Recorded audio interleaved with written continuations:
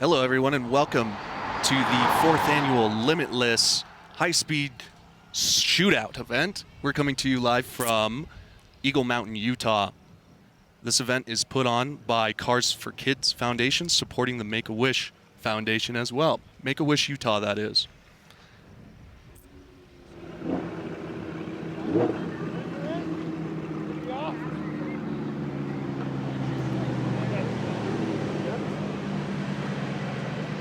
Once over to make sure there's nothing, and then he's coming back. Okay, perfect. You can see here the cars are lining up to do their parade lap.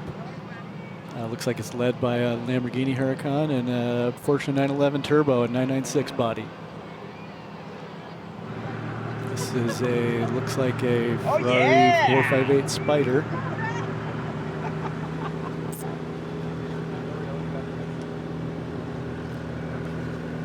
And the very notable Mclaren Senna, very rare car here. We expect to see big numbers out of that car. You can see the drivers are getting in their cars. What they're going to be doing is they're going to go for a parade lap. They're going to be driving down this stretch of road to be looking at what they're about to be running at full high speed.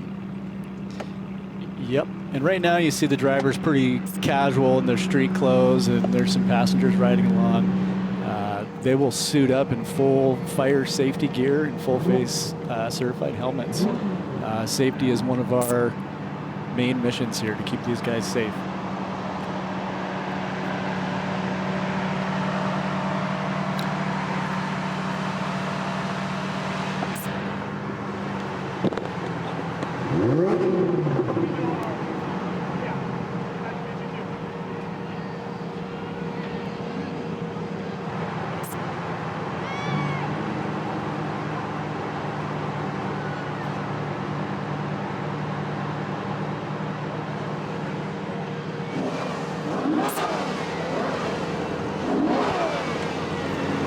So right now we're just waiting for to get the go-ahead from the Sheriff's Department.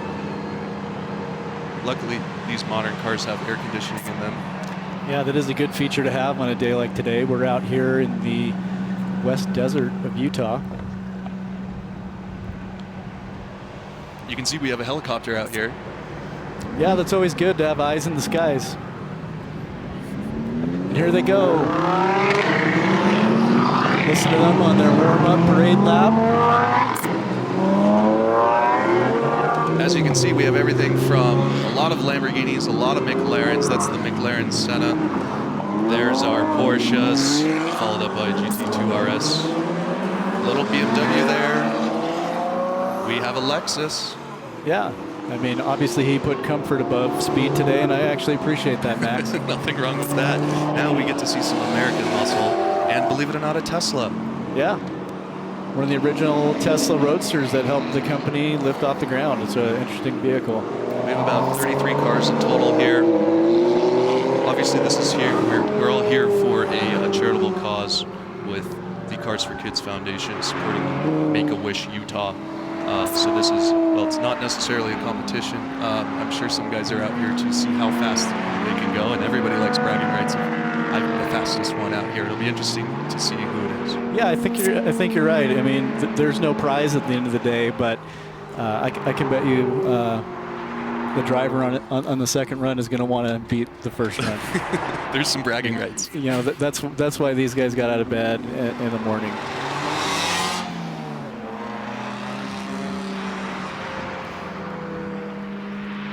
So they're going to take a little scenic tour. Take you on a little scenic tour of the track here, and then they're going to go ahead and turn around and come back and get staged.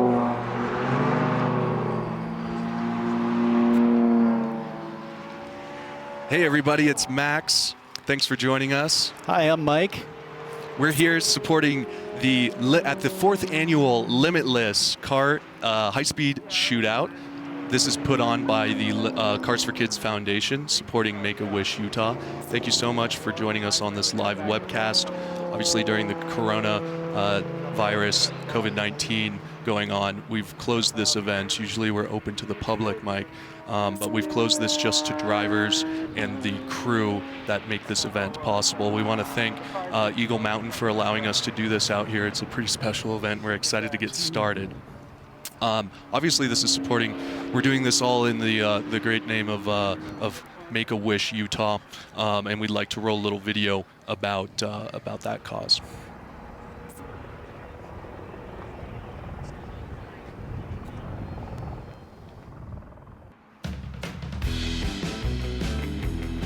Welcome back. Thanks for checking that out and staying patient with us while we get the cars back in stage. You can see they're on their way back. You've got that helicopter flying around, and we'll be underway pretty soon here. Yeah, the cars are looking good out there on the course.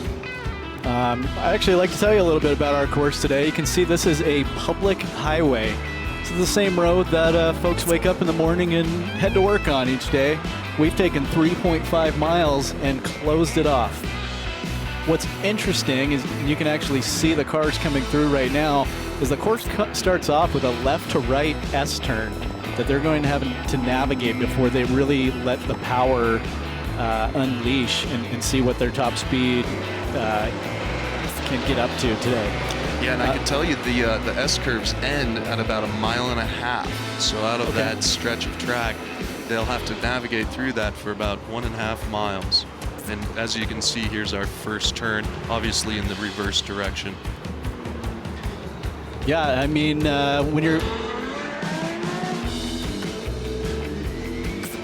Yep, so you can see the Lamborghini Aventador Svga there in the distance, followed by a Porsche Cayman, a Corvette, a Camaro, the Mclaren P1, which we're very lucky to have here today. One of the things you're going to want to pay attention to today is just the sound of these different vehicles. You're going to notice a lot of different engine layouts and hear different tones. So, some notable vehicles today, Max. Why don't we start out talking about the 2019 Mclaren Senna? Yeah, well, we just saw the P1 heading back into the start line. What you didn't see was the McLaren Senna, two of their flagship, definite hypercars. I'd say those are our two big hypercars that we have out here today.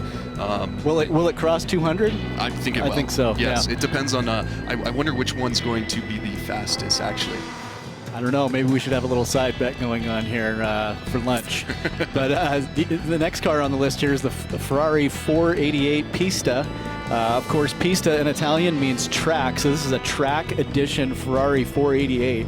So basically, the recipe here is let's take the street car, lighten it up, add some power, and increase the handling and durability for the racetrack. That's probably going to be a quick car today, especially through these first S-curves. What I love about that car is the fact that it's a striped elite. It's a white car. A lot of times, a race car, should have stripes on it. But what's nice about this car, what's interesting is that it's a striped elite track car.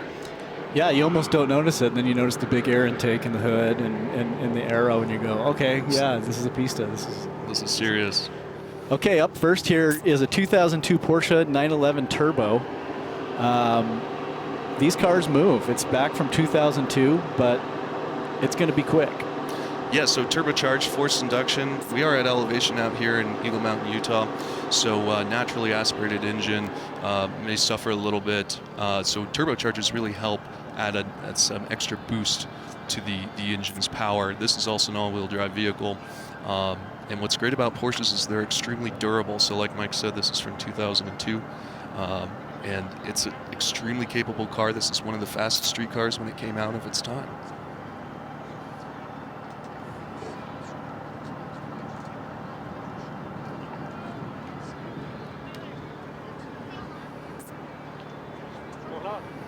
All right, well, we're just getting started here. Everybody's about to get into place, and then we're going to hit the track, Mike, the moment we've been waiting for. Thanks again for joining us. This is put on by Cars for Kids, and all the proceeds to this are benefiting Make-A-Wish Utah, as you saw earlier in our video. So thanks for joining me, Mike, Excited to have you here. Happy to be here. You know, I'm never going to pass up an opportunity, even in my free time, to come see vehicles like this try to achieve their top speed. So, yeah, thanks for having me out. Yeah, we're lucky. We're lucky to have the event today. Obviously, we're in a bit of a crisis, and large groups aren't exactly okay right now. But we're able to pull this off still, and for a great cause, when a lot of charity events aren't happening right now. Yeah, exactly. So, in fact, we'll actually get to speak with a few people that are putting this together today. So, stay tuned for that. What we're looking at now is a Lamborghini Huracan, and this one's pretty trick thanks to its matte finish. That's actually a body wrap on it. That was a gray car, which has now been wrapped gray. Definitely a car that you can just, it's a hypercar or street car that you can go extremely fast in, and they're very civilized to drive as well. So we say Lamborghinis, you think butterfly doors and poor visibility. This is a very streetable car. I'm not sure exactly which one this is. It may be the all-wheel drive version. Yeah, most likely all-wheel drive, as I'm taking a look at it here, which is actually going to be a big advantage around these first S-turns. It's going to give the driver that confidence and grip to really have the throttle down out of the second turn. Welcome back. Thanks for joining us. As you can see, the cars are staged here, and we're about ready to hit the streets. Super excited.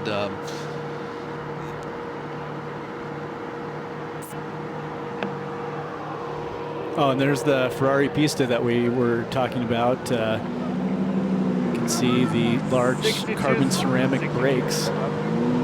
So yeah, that's another thing we don't really talk about. We talk about hitting top speeds, right? But you don't talk about stopping. That's a very important part.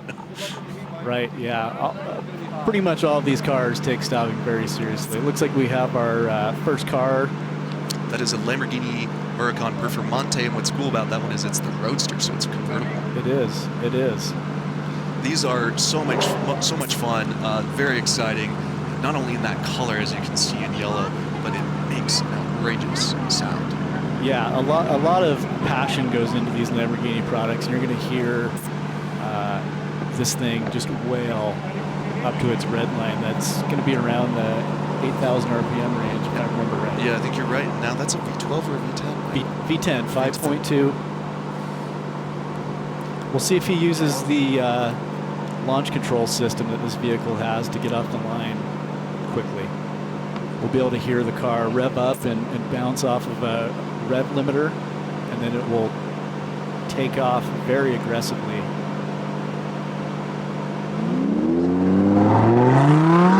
So here he goes into the first corner. As you can see, we're running a timer up top as well. We'll be keeping an eye on that throughout the cars as they progress through the track. We call this Limitless because there is a way where if you are a participant, you are able to truly run limitless amounts. We're here until about 1 o'clock today. Thanks to the city for allowing us to do this, but there is a time constraint involved. We're going to try and run these cars as many times as possible. But as you can see, he's coming through that second S curve. Right, so this is where they're going to really open it up. It's going to be pedal to the mat all the way to the finish. And you need to be exiting that corner at a high speed to maximize your number by the time you get down to the finish line there. So that's something to consider, and you could be in a very powerful car here today and get that corner wrong, and you could get beat. Yeah, so not only do you have to really be screaming down the track, right? I mean, the way to do that is by coming out of those corners perfectly, and there's an art to it. There's a line, there's a race line to achieve, your maximum velocity, for lack of a better term. Well, you can see here he's cutting to the left side of the road to maximize the apex of the corner. And we have our next vehicle up. We have some Americana here, the Chevrolet Zr1. Yes, this is a very, very fast car. what's fascinating about these is they're pretty simple when it comes to terms of engineering, and that actually works in its benefit. So that's actually a pushrod V8. Yeah, it's a pushrod V8. It's a 6.2 liter with a supercharger, 755 horsepower and 715 foot-pounds of torque. Cars get pretty serious when there's a 7 at the beginning of the horsepower number. So let's see how he goes through the second turn here. As we mentioned before, this as you come out of the exit of this second turn, you'll have your straightaway ahead, but at this point, he's now gone down the track for about a mile and a half.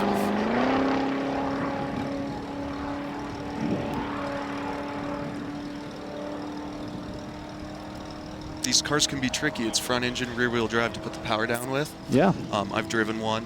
They're extremely powerful, and it makes you feel like a 15-year-old kid all over again when you're behind the wheel. I mean, it's great. It's taking America's sports car, and basically they took the thing and they did everything they could to get every inch of performance out of the vehicle. On that note, we'll actually have the new Corvette out as well.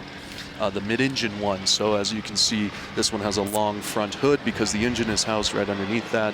Power sent to the rear wheels. The new Corvette is a mid-engine setup, much like you would see on a Lamborghini or a Ferrari. Mm-hmm. Speaking of Ferraris, this is actually a front-engine Ferrari. Yeah. So V12. So yeah, about the same horsepower figure as the Zr1 that just ran. We're at 731 horsepower, but it's naturally aspirated from a 6.3 liter V12. This is really a Gran Touring car, Gran Turismo. You know, this is something that you put your Ferrari branded luggage in the back and go on a Cars for Kids event tour. We are actually doing one of those. We do it every year. It's a 4-day tour. This car would be perfect for that. You have a ton of power and a ton of space, and you're just sitting in a cockpit full of leather. Yeah, I mean, it has grace and style, and it's obviously very powerful. So we can see him coming into the finish line. We'll have a rundown. I would agree. Yeah, so not only can you see the time up there, but I can tell that he is screaming down the track, really stretching that V12. You can actually hear it, and you can also visually see that he was giving it all. Yeah, for sure.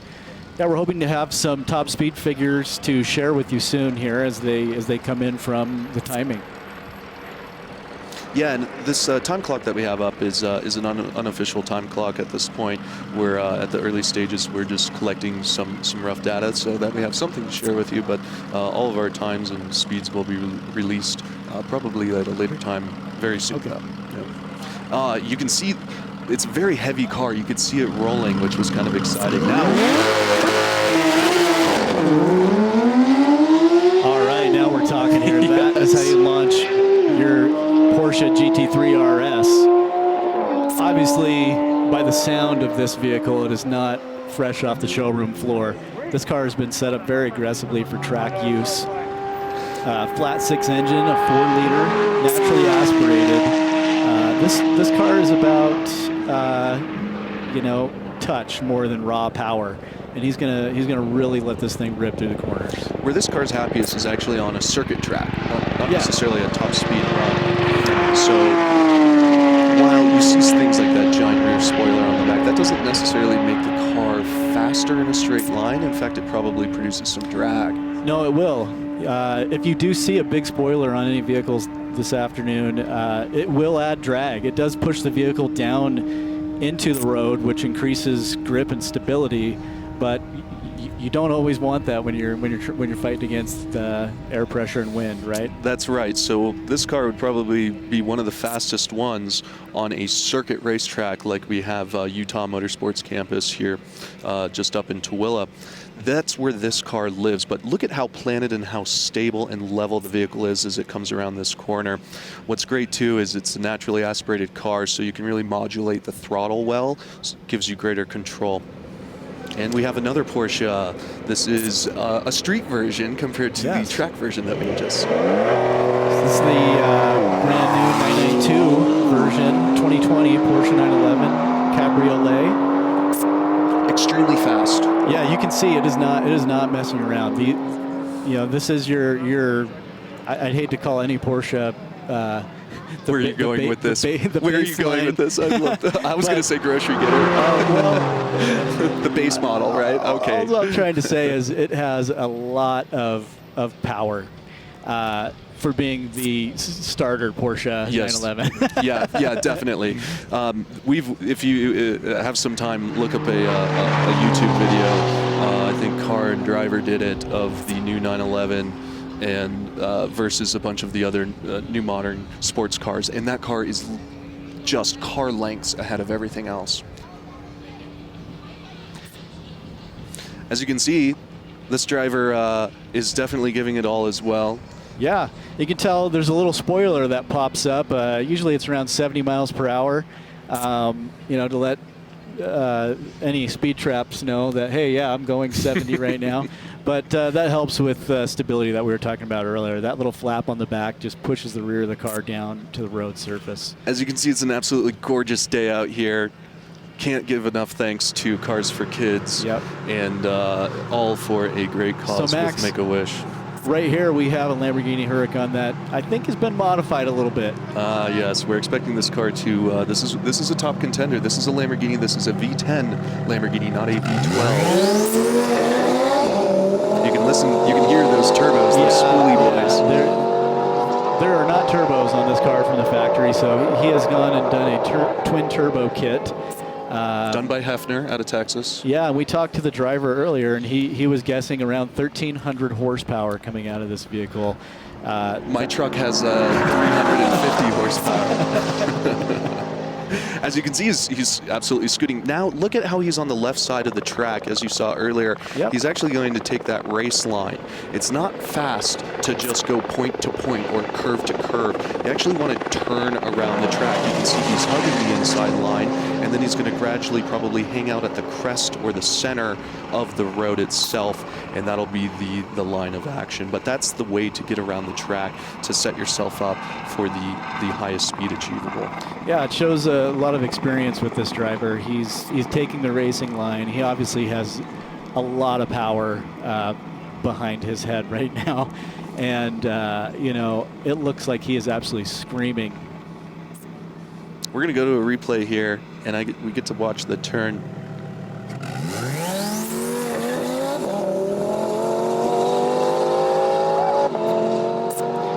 Now you notice just a faint change in tone. That's actually him changing gear. That's how fast these cars can change gear. I don't even know what the measurement is anymore. They used to say 5 milliseconds, 10 milliseconds. I don't know what that means. All I know is it's fast. I've never seen anything happen that fast before. So now we have the car. This is a Ferrari, and well, actually now we're cutting to the Lamborghini Huracan, which is on deck.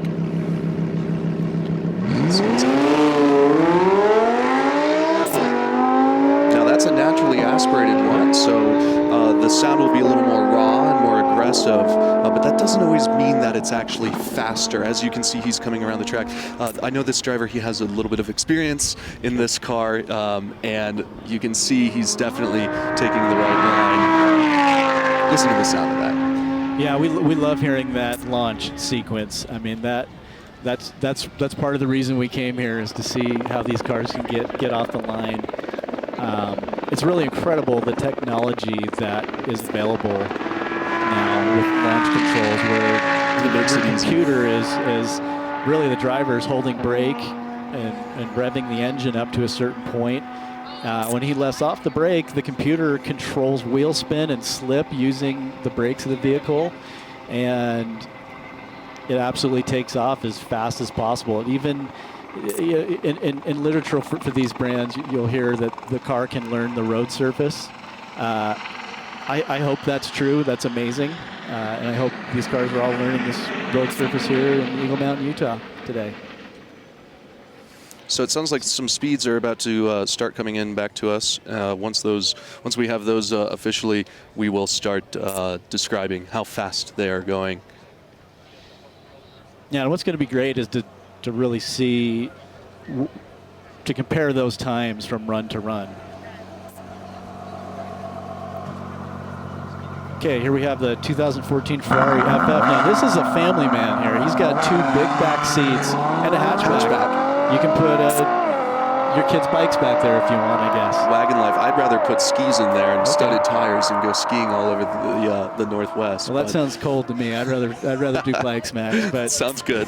Well, thankfully you can. It's nice and warm out today.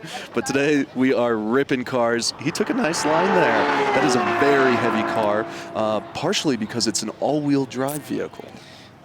Yeah, it is. And it's a really interesting all-wheel drive setup, Max, because this car actually has 2 transmissions. What? It has a transmission, a 3-speed transmission for the front transfer case, and then your 7-speed dual clutch for the rear of the car. Oh, gosh. And that's how Ferrari chose to do it. It allowed them to mount the engine lower in the chassis than if they had a traditional all-wheel drive setup with the drive shaft running below the oil pan and motor. So while this is a wagon, it's a little different from your Volvo station wagon, Mike.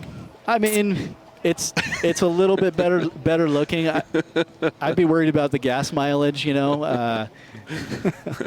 Speaking of, I'm sure these cars are consuming loads and loads of fuel because wide open throttle, you're just dumping gasoline into them. These Ferrari V12s are known when you're running them like they are today to return about.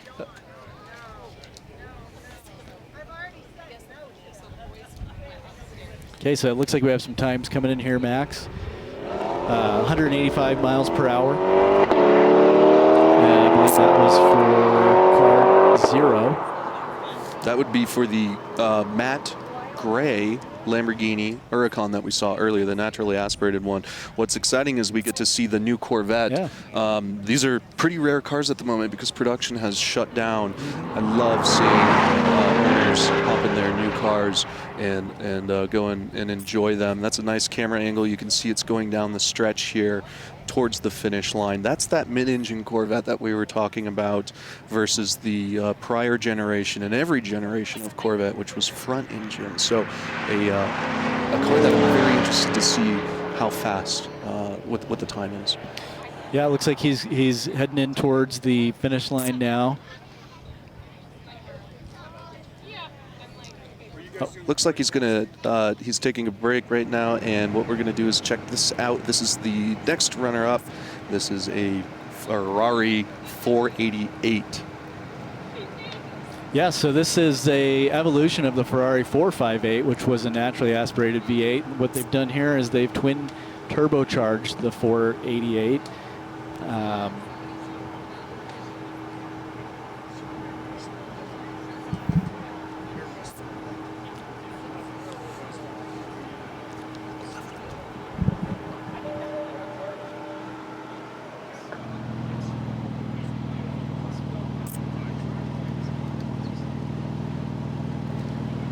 This we have the Gt2 Rs 911.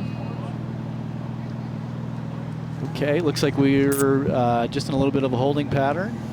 But we are looking at this chalk Gt2 RS. This is the type of Porsche that can decimate on the track and then come into a high-speed event and really stretch its legs as well. Yeah, it's going to be a quick car. I mean, well, that's an interesting license plate there. Third wife. I'm not sure how wife number 2 feels about that, but I know she's jealous of those wheels because those are pretty darn slick wheels on there. Ferrari is really stepping up their styling game recently, and he's off. There he goes. You can tell he got a nice launch there using the launch control system. This is a turbocharged Ferrari. We've seen a lot of turbocharging come to cars recently for efficiency purposes and also for speed. You can see it flying around the corner, and now it's on its exit heading down track. Yeah, he looks like he's really coming in as the next camera angle picks up the exit of the second corner. All right, guys. What'll be interesting is to see some of the. We're going to take a quick commercial break. Thank you to our sponsors. We'll be back shortly. All right, welcome back. Thanks for holding. This is quite the animal that is up here. This is the 2017 Porsche Gt2 Rs, high horsepower. This is the flagship. This is the 911 taken to the extreme thanks to turbocharging. Mike, how much horsepower does this have? Max, I believe this has 690 horsepower, if I'm remembering right. It might even cross the 700 threshold. But this is the fastest 911 ever produced. It is lightweight. You'll notice those wheels are actually magnesium. Carbon ceramic brakes, a lot of carbon fiber body panels. And then they actually use the motor from the Porsche Turbo in this. Yeah, here we go. Take a listen to that. Yep. This is going to be the fastest Porsche here today, I would agree. A lot of downforce, a lot of aerodynamics pushing that car to the ground. You can see those giant openings in the scoops on the hood. Very flat around that corner. And into the long stretch. Yeah, it's gulping in as much air as it can get, especially at this high elevation, to make the power. You can see the front bumper has big gaping air intakes for cooling. And that's convenient on a nice warm summer day. Yeah. I mean, I think it's going to touch around 97 degrees, which, believe it or not, really, really affects the performance of the vehicle. Which on the pavement is going to be, 130 probably. That's right. You can see him coming into the finish line. We are excited to learn how fast that vehicle goes. Once we have that information, we will promptly relay it to you. Yes. And I actually want to see that perfect one more time.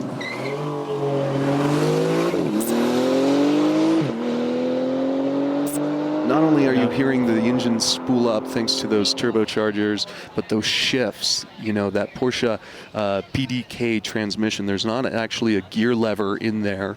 It's an automatic dual clutch system. You can see he's getting into the boost there because the front end was actually rising up a bit. We now have the Lexus on track, and this is a hybrid, believe it or not, Mike.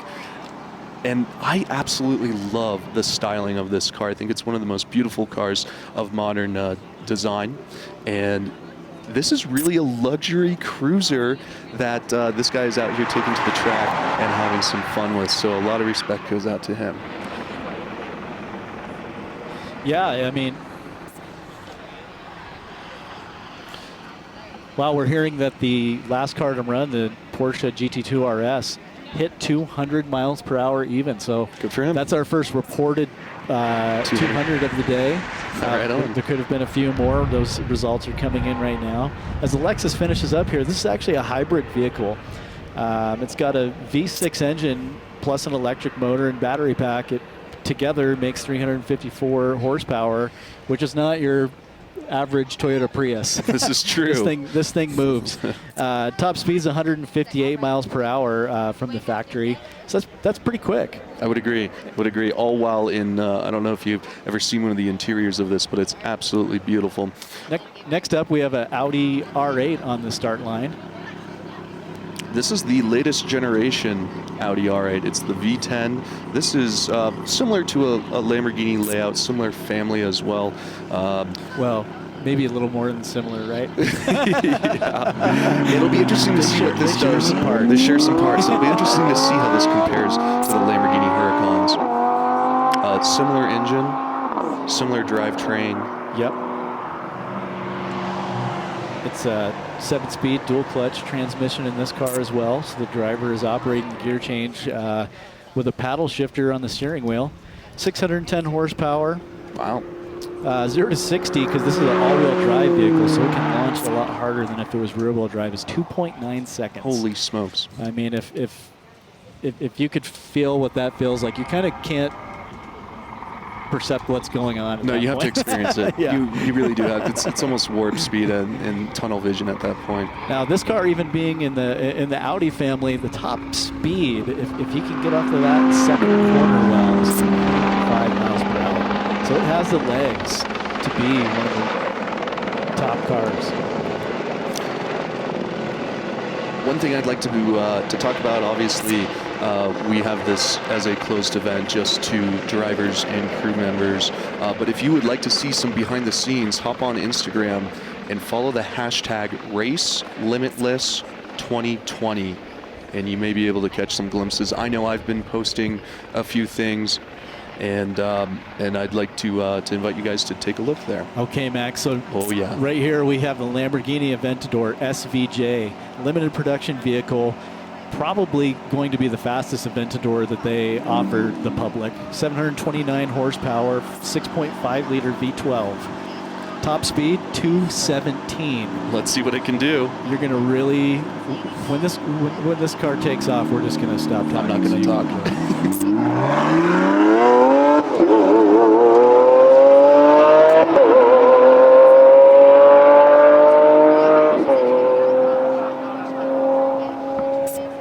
I mean, just an item to see on a public road, Mike. I mean, we drove this yesterday with farm trucks driving around and whatnot, and now we get to see cars going as fast as they can. So I'm excited to see hear the result of this. Let's talk about this cool point here. Is the roof comes off of this car?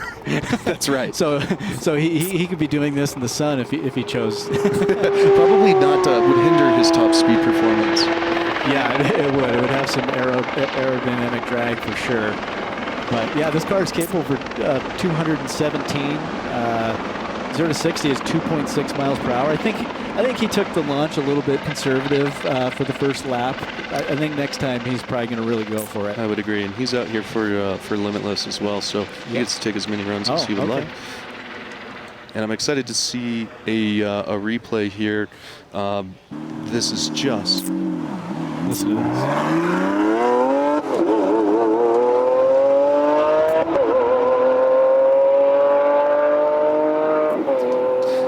The driver of this car, Mike's pretty close with him. He spent some time in an Ariel Atom that this driver also owns. Yeah, Mike, tell me about how that experience went. I rode right seat with him, and he gave me a tour of the Utah Motorsport campus at full speed, and we actually got to. 0.99. That's not close enough. We got to take a tour of the track about 720 degrees going off the first corner. All I heard were tires screeching. Well, hey guys, thanks so much for tuning in. If you're just hopping on this live webcast, we are here in Eagle Mountain, Utah. We are at the Limitless, the 4th annual Limitless Supercar Shootout.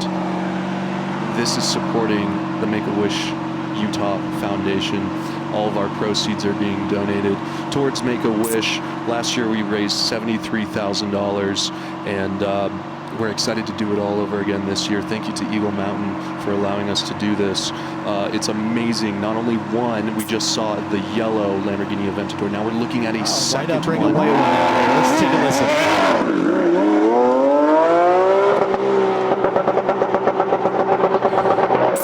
Okay, looks like he might be having a technical issue there. Oh, he's back. He's back in gear. So these things. Very aggressive launch, Max. So the wheel spin. Lamborghinis, their icon is a bull, and we know that these cars are essentially bulls. I mean, he's trying to tame this thing. I can imagine what it'd be like to rev up a V12 engine. Trying to understand the launch control. There's no gear lever. You just have the paddle shifter. They're complex machines, and if you're not exactly on point, the bull will buck you. Yeah, it definitely can. They aren't to be trifled with. This is right. It takes a steady hand and a lot of bravery. Looks like he's going well here at the end of the run. Beautiful machines. I mean, 12 of Italy's finest cylinders coming to Eagle Mountain, Utah, and providing a great symphony. I'm sure the neighbors are enjoying these sounds. All right, and we're going to take one more look at a replay, and then we are going to come up on a commercial break. Thank you to our sponsors. Really appreciate it. Wouldn't make this possible without you guys. This looks like he got the car in gear and was back on it. Yeah. So good recovery. Yeah. I really appreciate the aggressive nature of the launch. I think we all did, Mike. I think that was for the crowd. Now, this is an all-wheel drive vehicle as well, providing lots of grip out on the track. And we're back here live in Eagle Mountain, Utah. Cars for Kids, Limitless events. all proceeds going towards the Make-A-Wish Foundation, an important part to give back to the community. It's unreal that we get the opportunity to do an event like this, and what's even more amazing is we get to impact people's lives. Yeah, Mike, what do we have up here? Here we have our first McLaren of the day, the Mclaren 720S. So this is actually a V8 engine car with twin turbos. Let's see who take it up here. It's getting a little sideways there. I love seeing that. Yes. That's the power being put down and then really, really put down. I would say that has to do with the turbochargers that are involved with that engine. See the fin on that just go down? Yeah, absolutely. That car can really spin those tires. It is only rear-wheel drive, where some of the Lamborghinis we've seen run today are all-wheel drive and don't really have to deal with the wheel spin issue, do they? This car is borderline hypercar. It's definitely a supercar, but it is really, really close to being an incredibly fast car. And I'm saying that because I believe the 0 to 60 on that car, Mike, is that around 2.9, around 3 seconds? 2.7 seconds to 60, top speed of 212 miles per hour. It's a 4-liter V8, twin turbocharged. So they claim 711 horsepower from the factory. We've seen the YouTube videos when these are on a dyno and they're doing 750 to the wheels, which is closer to 800. That's right. That is correct. Yep. So we know they're underrating that a bit. I'm excited to see it again because it is so stylish looking. The color of the car is so amazing. It's a bright metallic color, and then you get to see the heat waves behind it, which is so exciting to see. Yes. Really interesting headlight layout there. Part of the headlight is actually a scoop to cool the radiators and front brake rotors. Here we have a car that's near and dear to me, a 2008 BMW M3, 4-liter V8, naturally aspirated. Maybe we can get a replay of the start. He really lit the tires up on the start there, and it sounded great. You can actually see he removed his rear spoiler from the car, and that's to affect the drag. He's trying to drop a little bit of that wind drag to increase his top speed. And this vehicle is definitely not your stock BMW M3. Stock, this car is limited electronically to 155 miles per hour, and actually Germany is known for doing that with their vehicles as part of an agreement with the Green Party to limit speeds on the Autobahn. So that's a little fun fact. At least that's what they used to say. I've heard in recent years that speed limiter is kind of gone away. Thankfully, he's taken it off because I think we're going to hear the engine, that V8 ripping. Okay, let's take a listen to this 4-liter V8.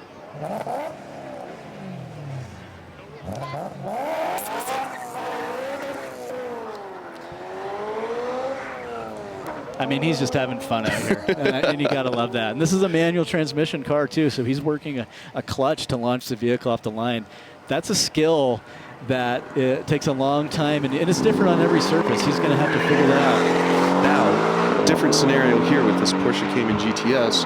That car can figure a lot of it out for you, as the goal here for most drivers is to go as fast as possible, and there are certain driver assistants that come into play, much like what you had just seen with this yellow car versus the analog manual transmission BMW M series that we just saw in red. Yeah, that's right. When we say mid-engine car, the motor obviously isn't exactly in the middle of the car. What that means is it is in front of the rear axle. So it can be just in front of that rear axle, and that means mid-engine. Now, a Porsche, the motor is just behind the rear axle, and that's a true rear-engine vehicle. And don't let the size and stature of a Porsche Cayman fool you either. These are very capable cars. Yes, I call them the scalpel. I'd like to give a shout out to some of our sponsors real quick. As you can see, they're up on the top left screen. Real quick, we are taking a look at Taylor Derrick Capital. Thanks so much. And we're still working on getting some speeds. Expect those very soon. Yeah, it looks like the Cayman's finished up. This is a great car here. Mercedes SLS Gullwing. The doors go up like this, if you can see me, like a bird. These are very pretty cars. Let's listen to it. Now, this is is not just your average SLS. I happen to have some about it. time with this car. It is supercharged. I believe it's a Westech supercharger. And then once you get the computer module to understand what's been modified or added, additional liters have been added to the engine of this car, it's putting down about 800 to 850 horsepower. And that's just to the rear wheels. It's amazing. And obviously, this is the 6.2 liter Mercedes V8 that just went out of production, but had become in its time a very legendary engine used in many of their cars. It's referred to in code as the M159. Yes, I'd like to just call it a legend because we've been throwing that word around lately. And in Yes. fact, the driver of this vehicle is also a legend. He happens to be a character and a good friend of often donating towards our charitable events. And I'm excited to see him out here enjoying his car. Yeah, it's great. It's great to say you have a number on your car. I have 800 or 700 horsepower, but to be able to come out here and use it, my hat's off to all the participants today for actually being about these vehicles. Looks like he's finishing up his lap here. Okay, so next. Oh, here we have a replay start.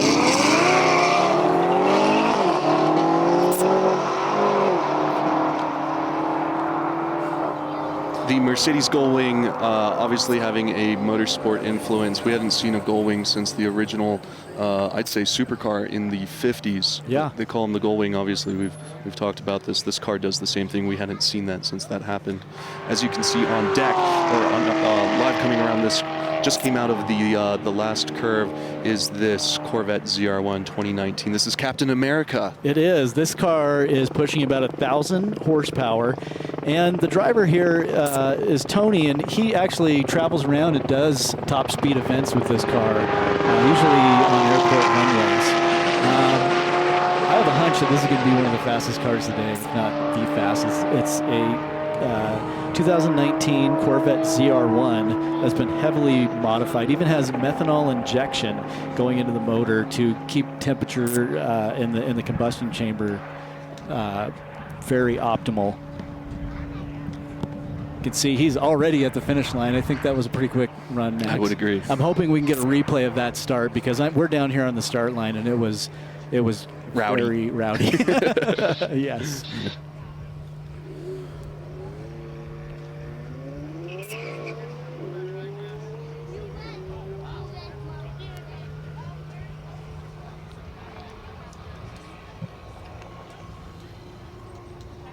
We'll be back shortly. Welcome back, everybody. Thanks for joining us to our 2020 4th annual Limitless Supercar event. As you can see, this is a blue Lamborghini Huracan, and the reason why we are excited to have this car here is because it's not just a stock version. This car has twin turbochargers on it on its V10 engine. I'm going to be quiet as we can hear this thing take off.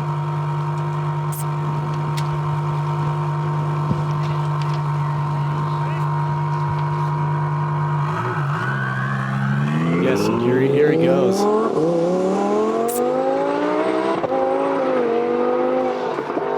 Great sound out of that naturally aspirated 5.2 liter V10. I have to say, I love the color of this car.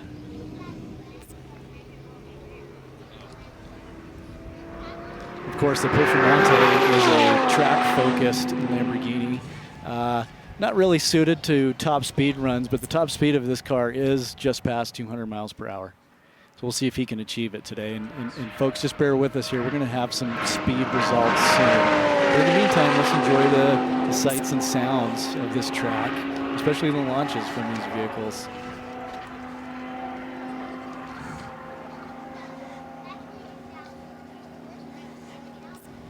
Looks like he's coming to a close on his run. Okay, here's the replay coming in here. Let's take a listen.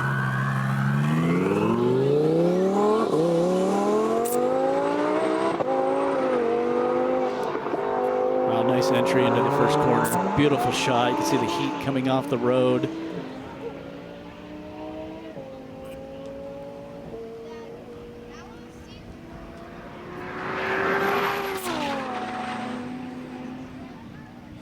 All right, everybody, we're here at the starting line with the mayor of Eagle Mountain, Utah. Thanks so much, Mr. Tom Westmoreland, for joining us today. Thanks for having me. This is an exciting event. Have you ever seen anything like this before? This is amazing. Of course, this is the third year that that this event has been here in Eagle Mountain. But no, outside of that, this is it for me. But it's exciting to be out here to hear, just the sound of the cars running and the beautiful scenery. It's a great event. Well, we really, really appreciate you allowing us to do this in your town. Thank you so much. How long have you been the mayor for?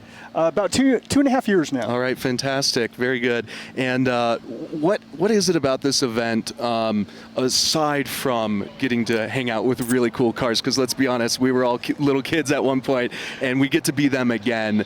What is it about this event that says, this is okay, let's shut down one of my streets and come out and do something like this? I think you're absolutely right. This kind of does bring out the kid in all of us. And really, that's what this is about. You see all of the flash and the roar of the cars, and all the pomp of the event. But really, yeah, this is about the kids. Yeah. Really is. Obviously, this is supporting the Make-A-Wish Utah Foundation. Last year, we raised about $73,000. This year, we're looking to do the same, if not more. And we wouldn't have had the opportunity to do this if you didn't allow us to be here. So I can't thank you enough. Well, I'm really grateful that we have the facilities, have the space, have the area, support of our residents, our city council, staff, the sheriff's department, Unified Fire Authority, to all come together and make it happen. Well, what else is going on in Eagle Mountain? Oh wow, what isn't going on here? So as you look around, you can see there are a lot of houses being built. No kidding. That's that's constantly happening, and that will continue to happen for some time. But quality of life is all about balance. It's more than just a place to live. It's a place to recreate. It's a place to work. It's a place to play.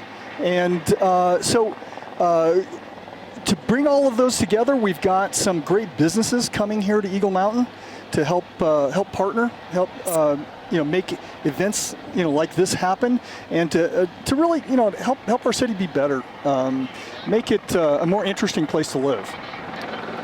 I like it.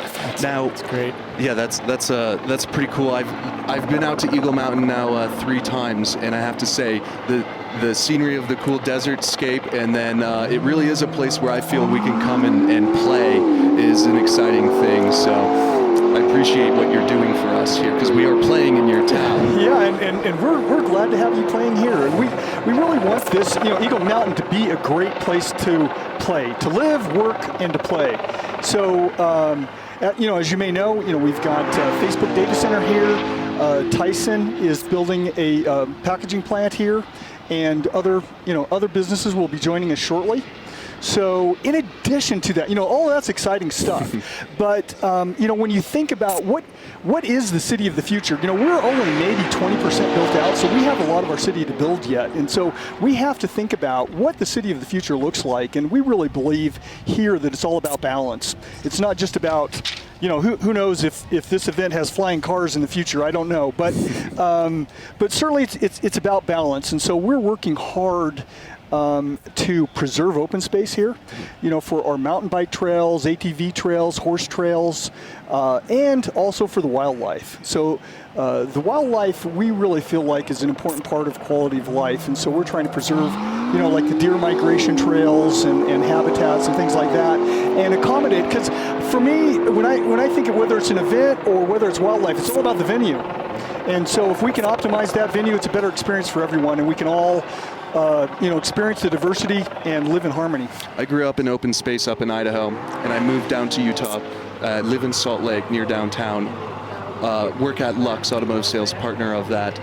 I hang out in an urban environment now, so when you talk about preserving space, can't appreciate that enough. So congrats to you for doing well, thanks, so. yeah, because when it's gone, right? That's right. And we're trying to avoid, we can see what happens in other urban settings, and we know there's always a missing element. There's always that pull to I got to get out into nature. I have to go somewhere to decompress, to, just make it all worthwhile. The day-to-day grind, we have to get away from it. But hopefully, our goal is to have it all here in one package. Well, Tom, I appreciate that. I'm going to have one more question for you. We've got an exciting car on the track. I'd like you to hang out for us just for one quick moment here. Okay. Mike, will you fill us in on what we're looking at?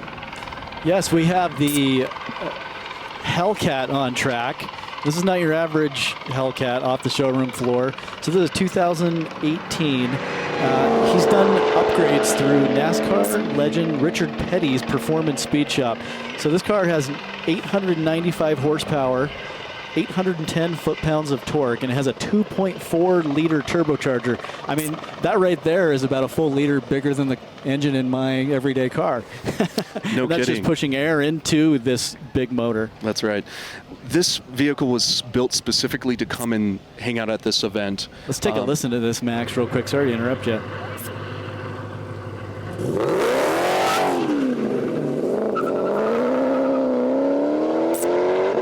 Great license plate there. The Petty with his Richard Petty's number 43. Wow, what a menacing vehicle this is. I would get out of the way if this was behind me at the stoplight.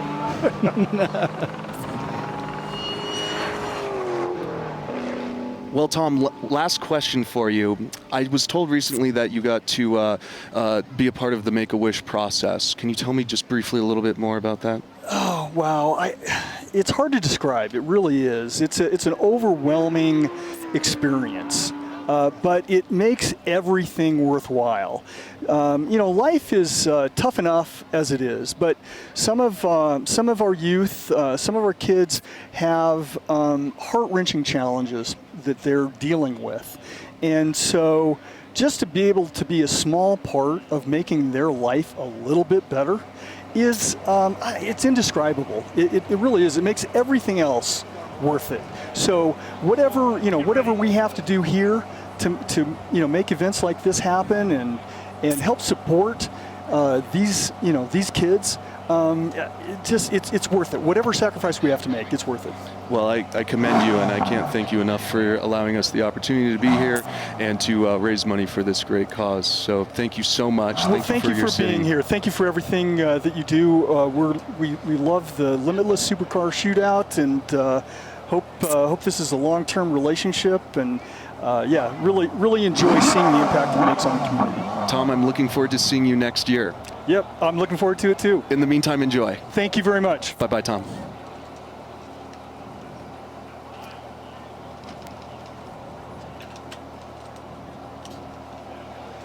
Okay, next up, it looks like the second run for the Ferrari F12. Now, we know from the first run that we really love the sound of this car.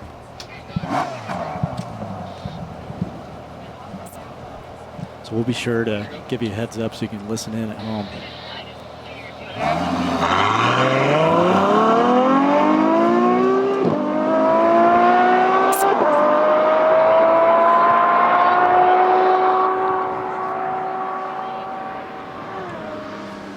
Wow, that really echoed into the hills here of Eagle Mountain.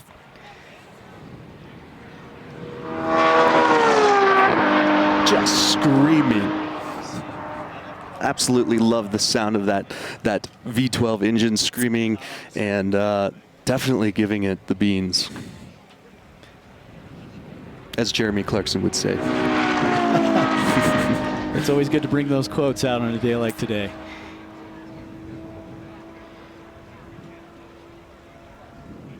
So yeah, it looks like he is just finishing up his lap. Yeah, he is moving.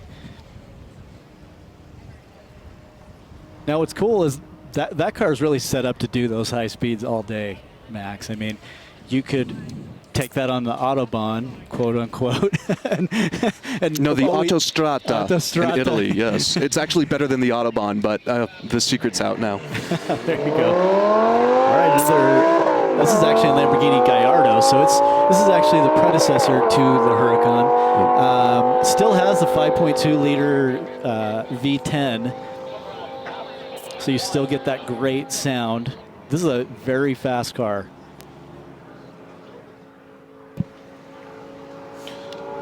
Also, this is wrapped in a literal wrap, thanks to Lux Auto Spa, Lux at Lux Automotive. Received that very, very cool detailed wrap. As you can see, it's in this awesome metallic purple up front with a gradient going to a metallic gray in the rear. Some pretty trick stuff. So that's not actually a paint job. That is a vinyl wrap that has been applied to that car. And not only does it protect your paint to an extent, but you can virtually change the appearance of your vehicle without having to do a significant modification such as painting it. Yeah, I mean, obviously went for a unique look there with the pink to gray. Hey, you're in a Lamborghini. Let's spice it up. Yeah, I like it. Speaking of spicy, this is more barbecue sauce. Because it is the American Corvette mid-engine. This is really the American sports car dream here. I mean, this is a legend. We're now in our 8th iteration of the Corvette. And as Max said earlier, or if you're just joining us, this is the new, for 2020, mid-engine Corvette. So the motor is just behind the driver, between the driver and the rear wheels. It's extremely fast. I believe a 2.7 second 0 to 60 time on this vehicle.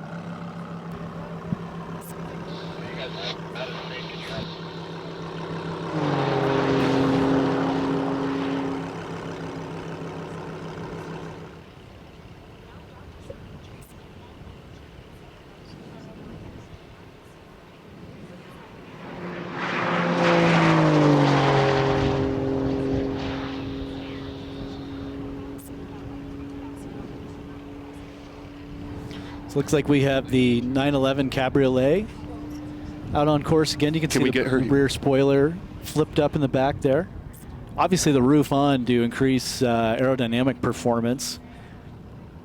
Now we have on the line, it looks like another Huracan in 2015. Let's see a shot here.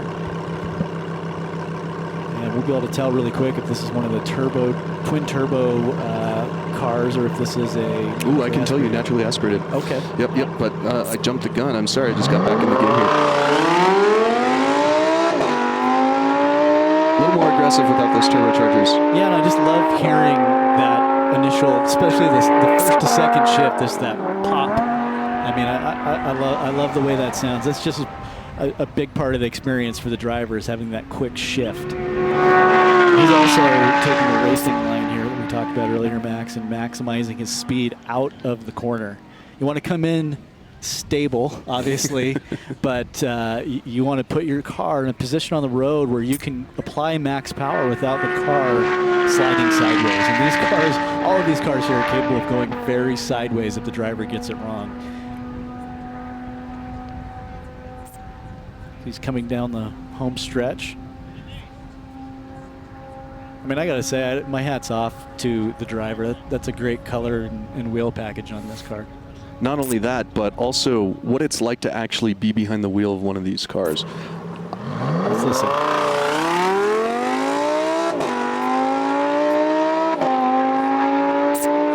Wow. I mean, look at that coming through the turn. I've been fortunate enough to have a bit of experience at some of these high-speed events behind the wheel. And I will never forget the first time I ever did it. The adrenaline that was going through my system was unlike any other. I'm telling you, this behind the steering wheel is of course the place to be, but it's unlike anything else.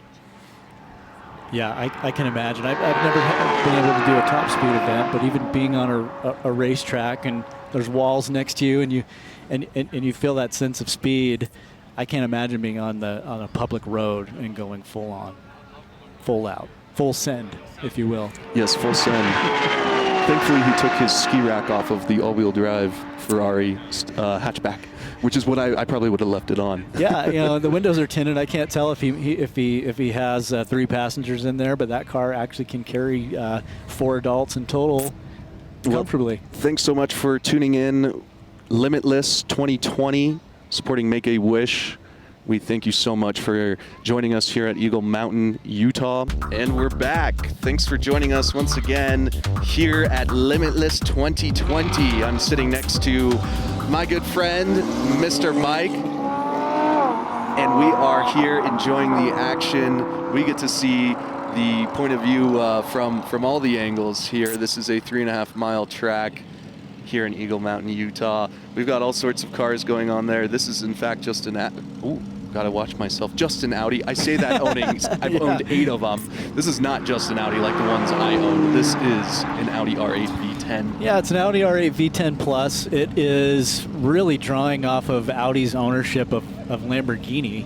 If you didn't know that out there at home, they borrowed some parts off of a Lamborghini Huracan and put it in the Audi R8 and said, ta-da, here's a really fast car for our brand. And boy, is it fast. This car can break 200 miles per hour. I'm really curious to see if it can do that today. I'll tell you what, it looks like it is. I would agree. Flying. It is really getting And when you after look at it. that view, too, I mean, that's great. Things are really starting to heat up here. You can tell the drivers are getting more comfortable. They're learning the road surface. Again, these are public roads. We're out in a desert-like area. You do see mountains in the background, but there's lots of dust that blows across the road, making conditions slippery at times. And as cars run, they push that dust off the road.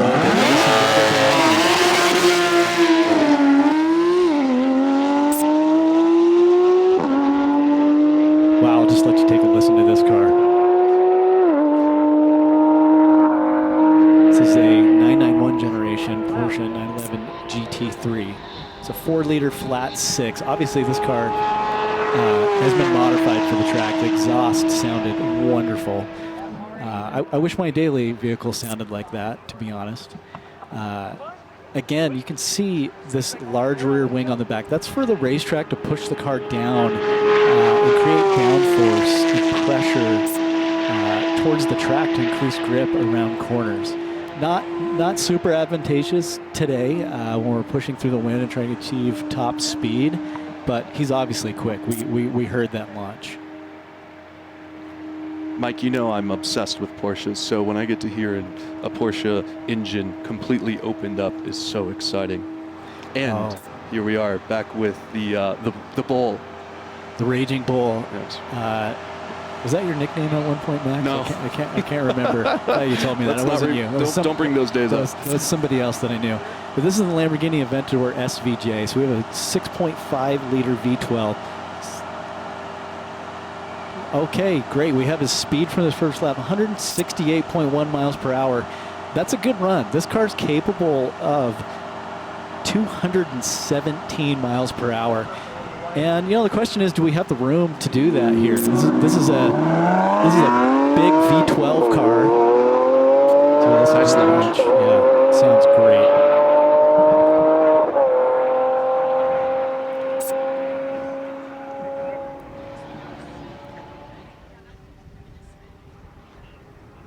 Wow, look at that paintwork in the sun. That is probably the perfect cover for the desert we're in right now.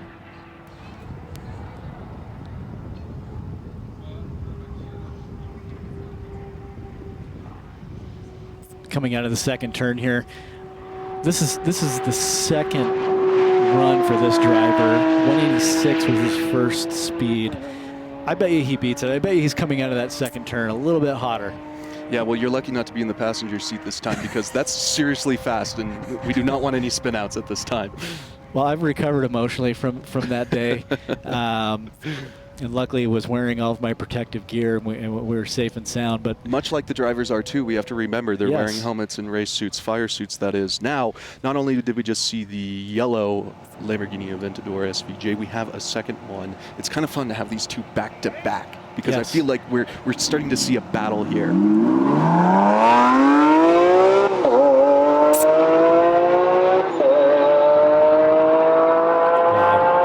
Great sound. You know, last time these cars ran separate from each other, and now they're running back to back. I have a feeling they're up to something. Yeah, no, I think there might be. I bet you there's some trash talking going on behind the scenes, Max. And I'm assuming the yellow car, being the Roadster, he's definitely has bragging rights that he can take the roof off and go cruise into the mountains later tonight. And look at the stars. That is true, and that might be his only thing to do after this car potentially goes faster than him.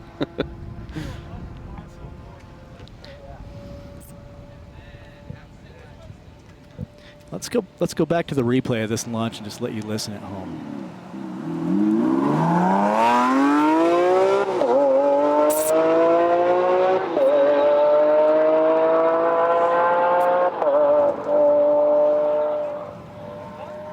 Epic. An engine made that noise. It did, and Fire. I found myself wondering why every engine can't sound like that.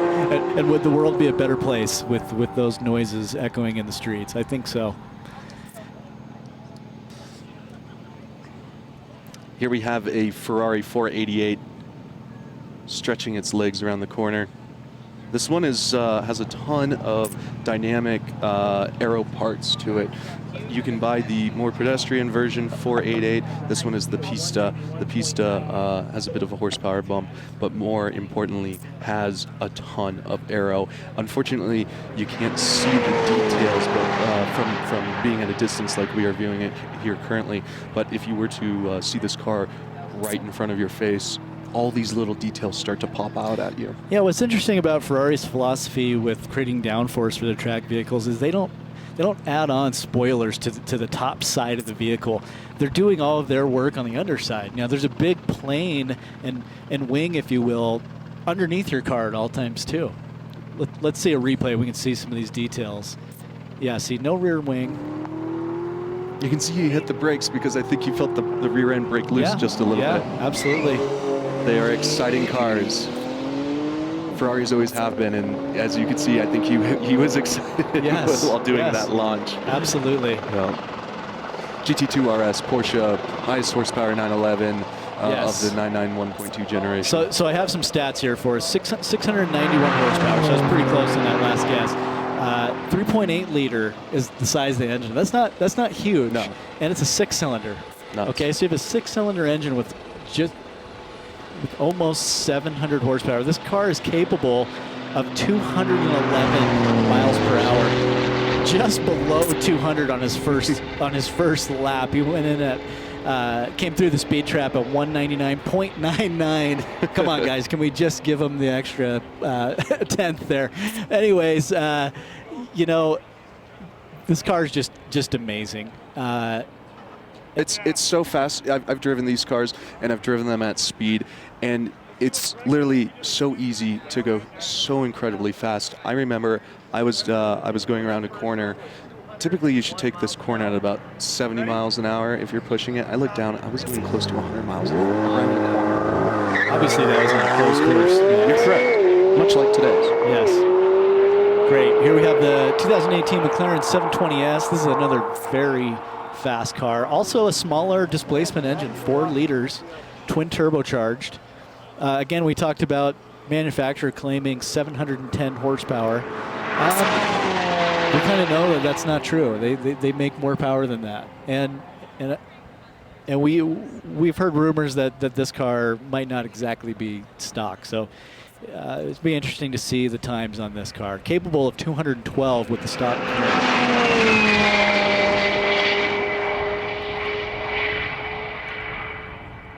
So we watch it finish up here. Very cool color combination with that kind of off-white grayish with a black roof, which is kind of a throwback to the Acura NSX.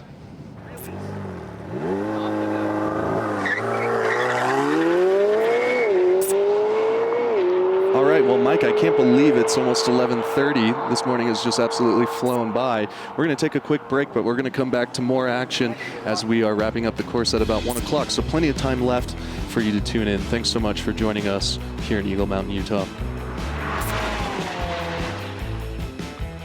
Welcome back, everybody, to our Limitless 2020 Supercar Shootout coverage here in Eagle Mountain, Utah. Cars for Kids is putting this on, benefiting Make-A-Wish Utah. And I'm sitting here next to Diane Bradshaw. She works with the Chamber. Diane, can you tell me what your role is there? Sure, I'm the chairman of the Chamber of Commerce for Eagle Mountain City. Perfect. Just mic up a little bit. We are doing a live broadcast, so things are moving fast. Sorry, Thank you so much for your help. One more time. I'm with the Chamber of Commerce for Eagle Mountain City. I'm the chairman this year. Oh, very cool. Excellent. So can you tell me a little bit more about what the Chamber does? You bet.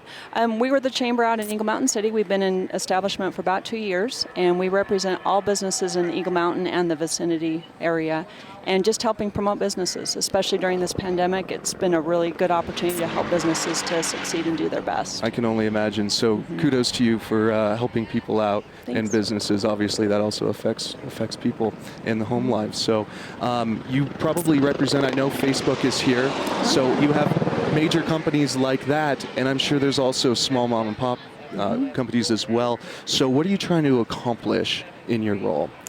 Basically to promote businesses however they see fit. You're right. We have the Facebooks, we have the Tyson Foods, we have the large organizations, Mortensen Construction, but we also have the small mom and pops that are working out of their home, just trying to get their name out there and be able to help and be able to promote and do the best that they can with their business. Very good. And I've heard that the chamber is relatively new. Obviously, there's all this growth going on out Yes. here. As you guys can probably see, we have construction going on in the background. I can't believe we get to do this here. It's very cool. Yes. But tell me about how it's been over the last 2 years. Obviously, it's a new thing. It's been very exciting because we have over 100 members, and I don't know for sure, but we're probably one of the largest chambers in Utah County, and that's just in Eagle Mountain. So we're happy to take on anyone that's interested, as you mentioned, from small businesses to large. We're here to support, help with training, help to get to know each other, network, and just to be able to succeed. So that's our ultimate goal. Fantastic. Very good. Well, obviously, we're here locally in Utah. There's people watching from all over the country, but this will be rewatched, and I'm sure local people will go, what was that event that was going on? And then they get to hear about how you're providing. So thanks so much for coming on. Well, what are your thank you. future plans? Again, it's just to support and promote, and we're here to help. And if businesses are interested, just give us a call, and we're more than happy to help out in any way that's needed. So just great to help out today, too. That's a great resource. Well, thanks so much for coming out and allowing us to be out here, and we're having so much fun. And I hope you enjoy. Oh, yes, it's a blast. It's neat to see these fast cars. So All thank right. you. Thanks, Diane.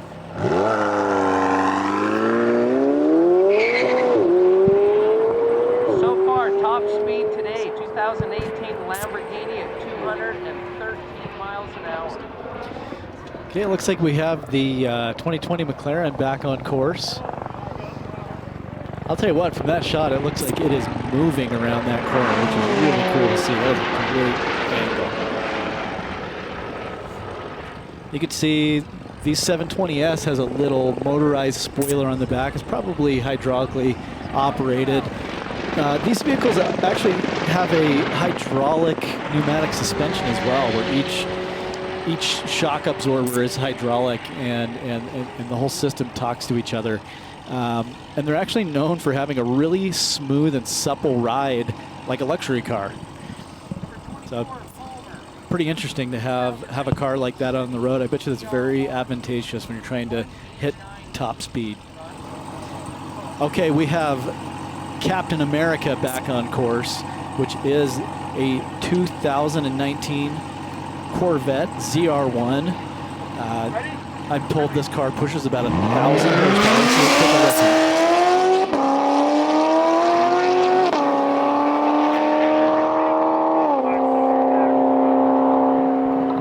Wow, he really got off the line well there. And that is the Zr1, which is actually a relatively new vehicle. So to take that vehicle and modify it in such a way to take it racing is really pretty cool. I mean, those just delivered at the late part of 2019 to the customer. Not only aggressive, I would call that situation savage. Savage. It was very savage. That is Captain America, right? Yes, it is. He's having fun. I can only imagine what it sounds like in that car running down that straightaway with that V8. That's just a pushrod V8. Yeah, and you know, it actually had even a good smell happening when it was sitting here idling next to the commenting booth. So does that mean that you smelled race fuel? It's a possibility. I know this vehicle also has methanol injection too, so maybe we're getting a little bit of a whiff of that as well. Let's listen to this one.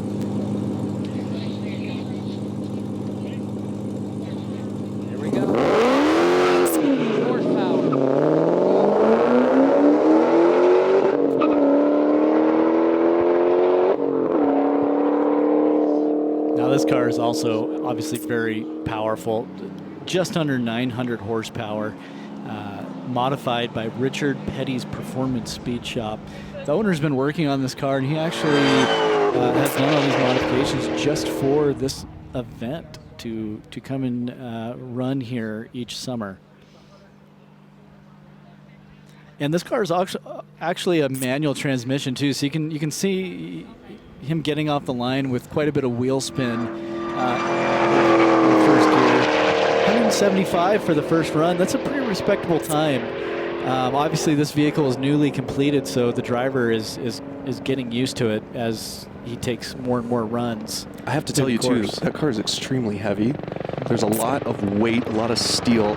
I recently run the vehicle sales department at Lux Automotive, and I recently sold one of those, and I got inside of it, and I just couldn't believe how large and comfortable it was inside. That is a very, very big car. You put that up next to, let's say, a small pickup truck, they're about the same size. Yes, yes. So that's a lot of weight to push around out there. You can hear the squeal of the supercharger.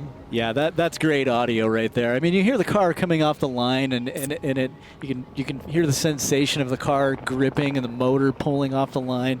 But hearing it at full chat, if you will, coming out. Now we have the Lamborghini Huracan Roadster. So convertible obviously has the top up. Yep, Performante being the high-performance version of the first-generation Lamborghini Huracan. Very exciting to see him out here. He's pushing it. I mean, 175 miles an hour is not slow. No. I'll tell you what, that's where the scenery starts coming up awfully quick, and you have to really be on your toes. He ran early on in the last run group. I suspect he's going to improve that speed this time around, and I can kind of tell the way he exited that corner. Hopefully we can get another one of those great sound clips of hearing the car wide open. We're going to dive into a replay here. Yeah.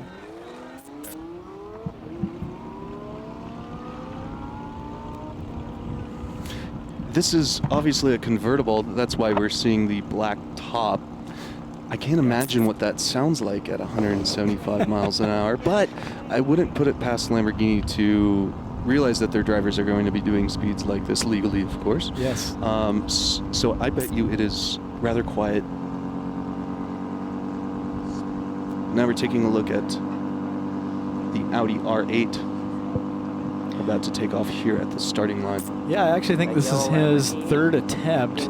Second attempt was 175.1, which was his best time of the day. So he's improving each run. That's a respectable time for this car.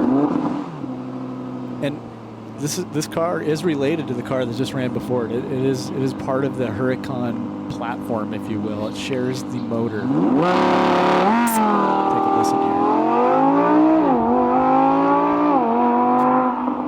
Sounds great. Wow, that sounds amazing. What I like about these cars, this family of sports cars, is you can go the more conservative styling route with the Audi R8, or you can go the more extreme styling route with the Lamborghini, and they still provide a similar driving experience, similar platforms, similar engines.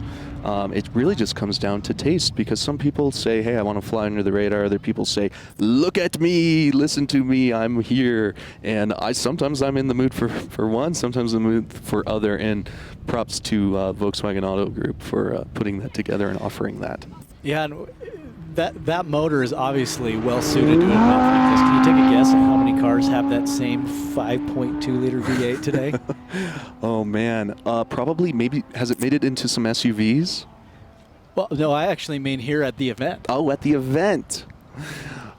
Mike, I don't know, tell me more. It's popular. We have 6 vehicles with that same 5.2 liter V10 from Lamborghini. Let's take a listen to the Audi.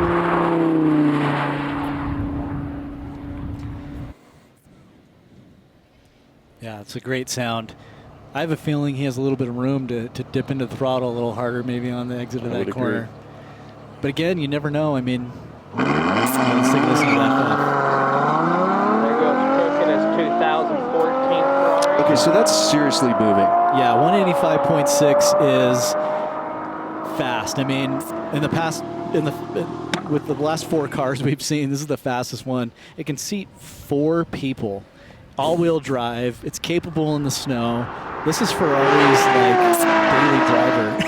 I love it. I love it. I want to daily drive it. I want to put a ski box on the roof and take it up to Snow Basin.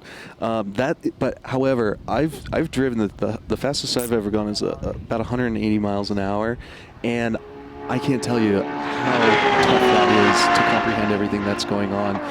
I was in an older Porsche where things felt really, really fast at that speed.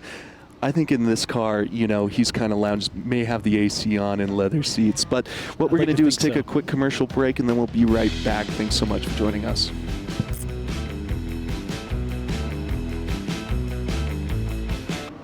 Welcome back to Limitless 2020, our supercar shootout. This is a high-speed event if you're just joining us, where owners get to take their car on a closed public road, 3.5-mile stretch, and see what top speeds they can achieve.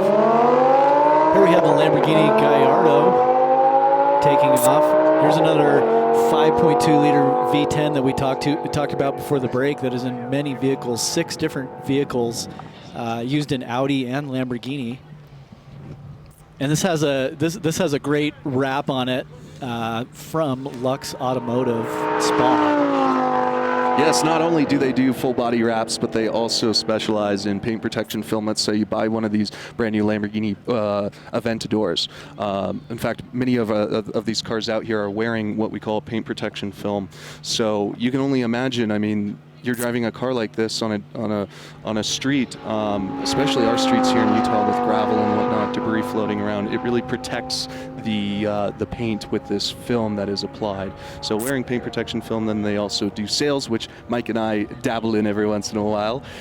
We have a great time there at Lux Automotive in South Salt Lake, Utah.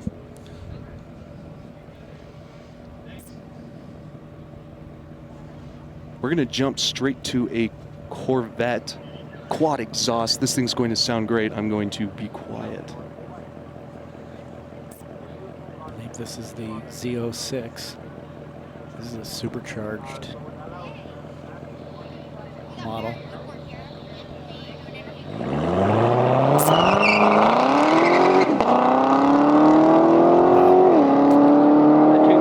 Lots of American muscle coming to Eagle Mountain, Utah today. Second run was in 182. Third run was 1 mile an hour. You know what's cool about this car is you can go to your local Chevy dealership and buy one off the showroom floor and kind of run it Limitless. That's what this driver's chosen to do today. And I just have a lot of respect for people who use these cars and try to get the most out of them. You know, they weren't designed to sit in the garage. We love to see that.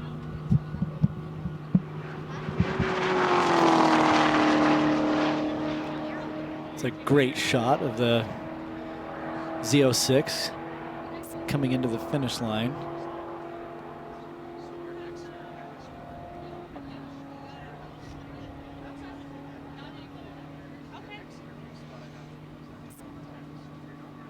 You can see some of our safety crew out there and the fire truck in the distance. We have top-notch safety on course today, and we want to thank the local first responders for coming down and help making sure that everyone's safe.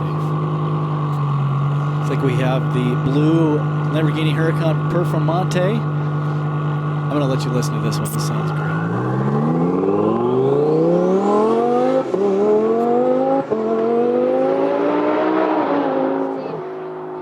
Wow. So you might have heard a slight faint whistle in the background of the exhaust note on that car. That's because this car has been twin turbocharged. The rumors we're hearing, don't hold us to it, is that this car is pushing 1,500 horsepower. Very capable of breaking the 200-mile-per-hour barrier, obviously. We don't know if he's modified the gear ratios or not. That's a big part of achieving the top speed. You know, if I leave my gears the same, it doesn't matter how much power I have. I'm going to be maxed out at a certain point.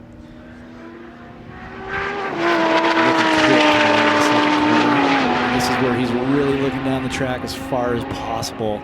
to make sure that he has line of sight towards the finish. Wow. I mean, you can see the underbody airflow of that vehicle. When it goes over any dust in the road, it shoots it up out of the back of the car. Let's listen to the start.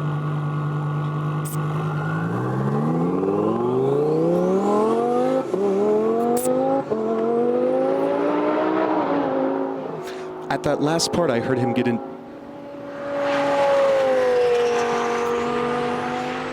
There's the boost spooling up. Yeah. So those turbos are actually forcing air back into the engine. Okay, here we have the McLaren P1. Last run did 183.7. Nice. This car is capable of much more. I'm sure the driver is just getting used to the course. This is a rear-wheel drive car. 900 horsepower. Actually has a hybrid drive system and is capable of driving an electric Hummer, if you believe it or not. It's a Prius. So you can leave your neighborhood in the morning without waking up the neighbors. You can see the wing deploying out of the back as it hits different speeds. And this is a very active rear wing. It can actually flip up 180 degrees so that it's a wall against the wind to help quote-unquote air brake, if you will, is the term McLaren uses. Yeah, you know, we see these high speeds, and then there is a stretch of this track for slowing down, and you can only imagine how hot those brakes are. And if you are on a track setting, let's say a circuit, those brakes heat up and eventually start to fade, so an advantage. Let's take a listen. We have a new top speed. Wow. Okay, that sounds like a supercar. Yeah, there's no messing about there. There we have the new Corvette. 172 miles an hour, Mike, out of that new Corvette. That's a good run. This car stock, I believe, is capable, I'm just going to check the stats here, of just brushing 200 miles per hour, I believe. 194 is what it's geared to do. You know, the question is just how fast can he come out of that right-hander? You know, our course does have an S-turn in it. It's very slight, but I'll tell you what, I drove out on the track yesterday, and I was thinking, man, I can imagine coming into this corner at 120, and it would seem a lot tighter.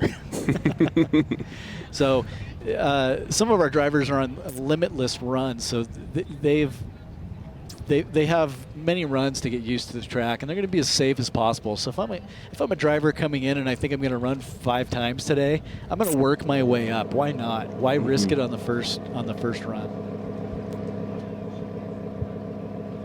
What's interesting about the C8 Corvette is it's 495 horsepower, which is really good, but in this company, stuff starts with 6s and 7s pretty often. And it can still achieve a 0 to 60 time of 2.8 miles per hour. I mean, that's just... Oh my gosh. That is just wild. Is this the Hefner turbocharged car, Mike? Yeah, he's flying. We're hearing 1,300 horsepower is the figure we heard earlier talking to the driver. So that's supercar speed in a, or I'd say that's hypercar speeds in a supercar. Yeah, and it really says a lot about the stock package you get from Lamborghini. If you could take it and put a couple turbos on there, create some boost and go past 1,000 horsepower. We know this owner drives his car regularly, and it's reliable. You know, it says a lot about the platform that he's able to come out here and just let it rip up to full speed. Well, and thankfully it's turbocharged, because look at those heat waves. How hot is it getting out here? Let's take a listen to the launch.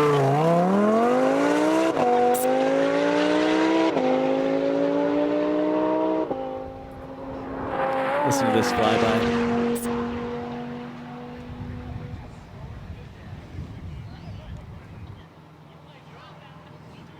Okay, next up on course, we have the Lexus Lc 500H. What does the H mean? It means hybrid. This is a hybrid vehicle. Lexus, of course, is in partnership and a brand under Toyota, so we know they're the creators of the Prius. So is this the ultimate Prius, Max? You know, I feel bad for the driver because we keep making comparisons to the Prius, but we can't help ourselves. No. Honestly, I'm a huge fan of this car. It's beautiful. It's reliable too. You know, it's comfortable. Talk about a grand touring car. And if you don't want to spend $400,000 on a Ferrari V12 grand touring car, this is a great way to go. The interior is just gorgeous. I mean, the design elements, there's a lot of carbon fiber used in the construction of this vehicle. They've used a lot of the technology from the Lexus LFA that ended production a few years ago, which was really Lexus's experimental supercar. It's actually made in the same factory, many pieces are. So it's pretty cool to put a hybrid motor in it, I think. I mean, that's kind of the future. I mean, a P1's a hybrid, so why not? That's right. You know, good point. And I didn't know all that information about the LCF, Mike. That's pretty cool stuff. Yep. Oh, next up, we have a 2002 Porsche 911 Turbo. This is a legendary car. Yes. First water-cooled Porsche 911 Turbo. So what that means is up until this point, Porsche didn't use coolant in its engines. It just let the air flow over the cylinder heads and cool the oil. Well, now, in '99, they introduced water into the situation. They were able to get more power, and this is the result. This car was a record-breaking car in its day. And it's cool to see it out here on the track. They're also very durable and reliable. Obviously, this one being a 2003, Mike? 2002. I believe this is 2002. 2003 would be the same vehicle. This is a manual transmission as well. And he got off the line good. I mean, it takes skill to modulate your clutch and pick the right RPM to launch the vehicle at. Of course, this car is all-wheel drive, too, which makes it very stable.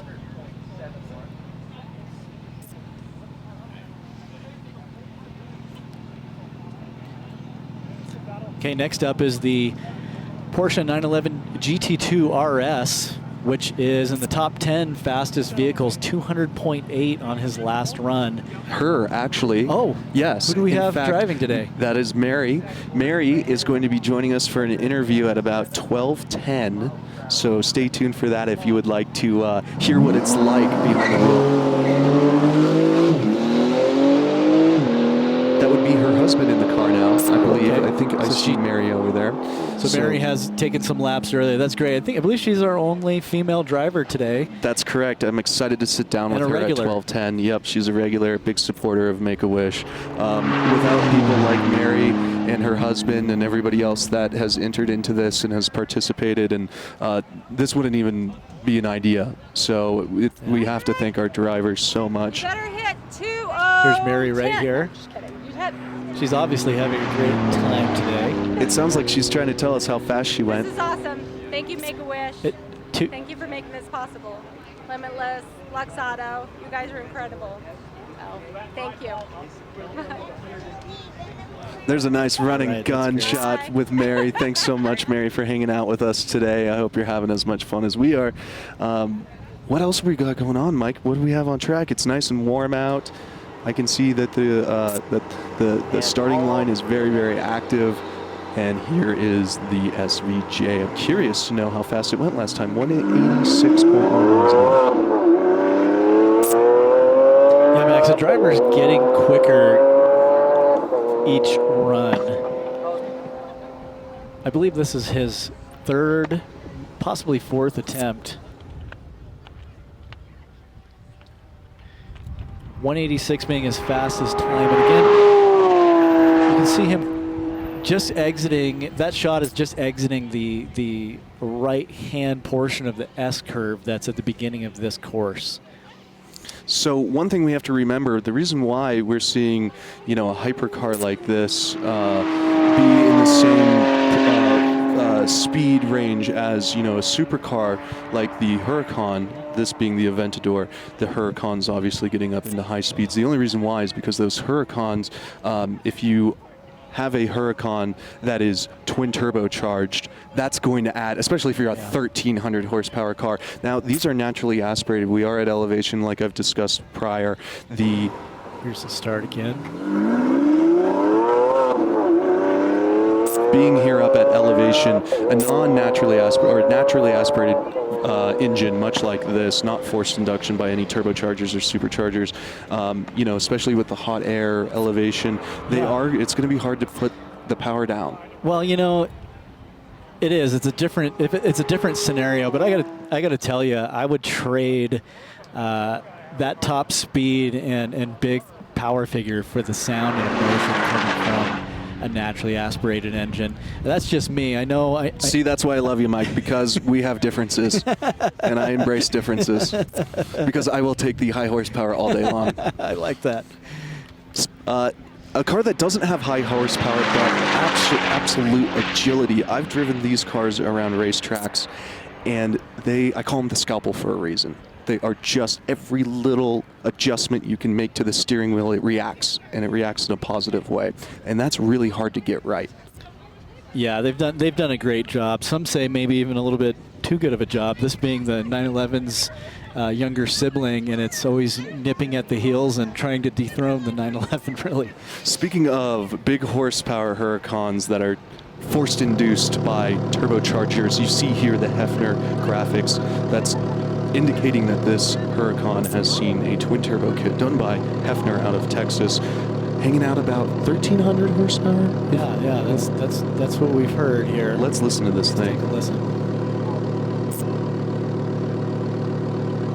Yellow Cayman was 173 miles an hour. Right at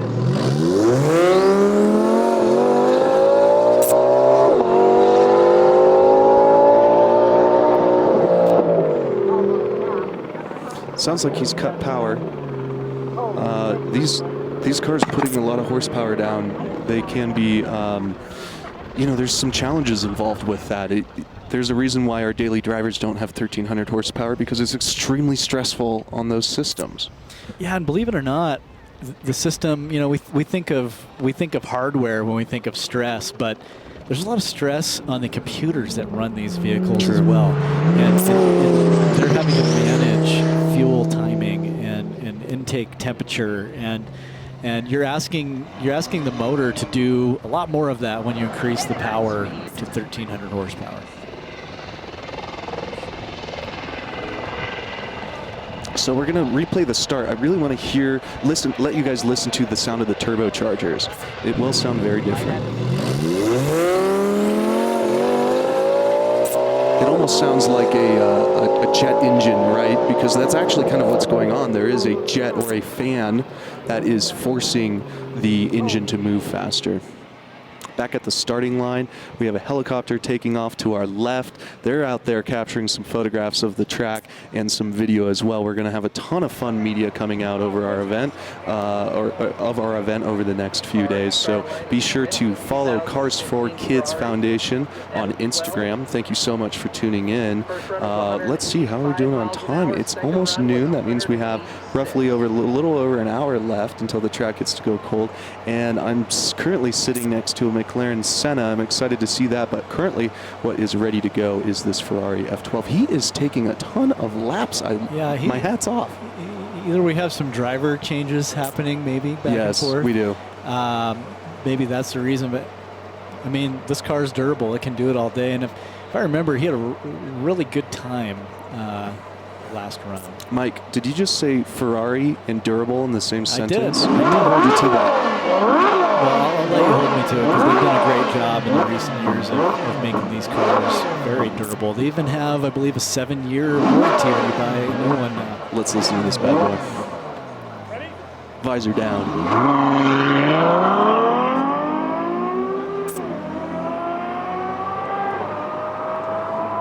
Very cool. Well, hey, even though I'm holding you to that durability claim, look at how many runs it's done. Yeah. And it's just consistent. Yeah.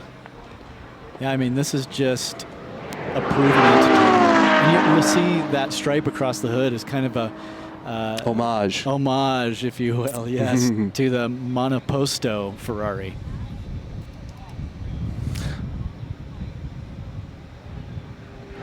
All right, so coming from Italy, now moving to the UK, where you have two greats. You have in Formula One, you have the Italians versus the British. McLaren is coming up next for us. I can see it here at the starting line. Yeah. We haven't seen this car come up yet. I'm very interested to see where it goes. You're right, Max. This is the first run of the day for the McLaren Senna. So this is a track-focused car. It's really meant to be to be living on a circuit, but it's also capable of 208 miles per hour. So it's no slouch. Power is coming in at 789 horsepower. And that's a twin turbocharged V8. I believe it's a 3.9.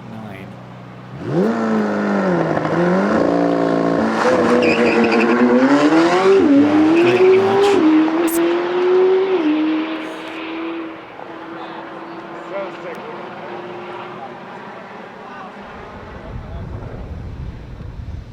I mean, just look at this. This looks like an alien spacecraft coming at us right now in this shot. This car wasn't designed for an eyeball to appreciate. I think we can admit that. Yeah, it was it's common knowledge. It was designed to maximize the air it is pushing through, and the wind is really what shaped this car, and that's how the engineers approached the design on the exterior. So it's a no apologies, performance first, be as fast as possible. And I just got news further down the track that this is a very quick run. I'm excited to see what it does. I have a gentleman's bet on is the Senna or the P1 faster. Wow. Great run. Here's the start.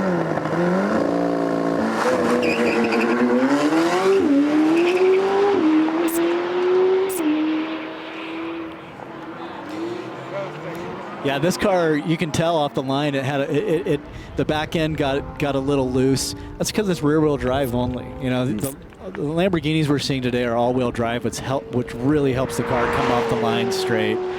Wow, listen to that sound clip you just heard of it ripping by, I think, camera 3 there out of the second corner. That's great. Performante, ragtop. Ragtop. Enjoying this nice day.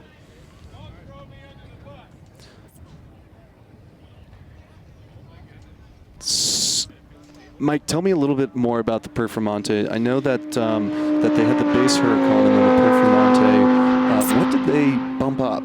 Well, the horsepower was increased slightly. I don't think it was anything earth-shattering. One of the cool things that's happening in this vehicle is there is a aerodynamic system called ALA, and believe it or not, the wings on this car, the front splitter and rear wing, are taking in air as it travels down the road. And as the car corners, it can shut off one of the intakes. So it can put more pressure on the outside of the vehicle. We're going to take a short break now, so please stay with us. We'll be back with more action from Eagle Mountain.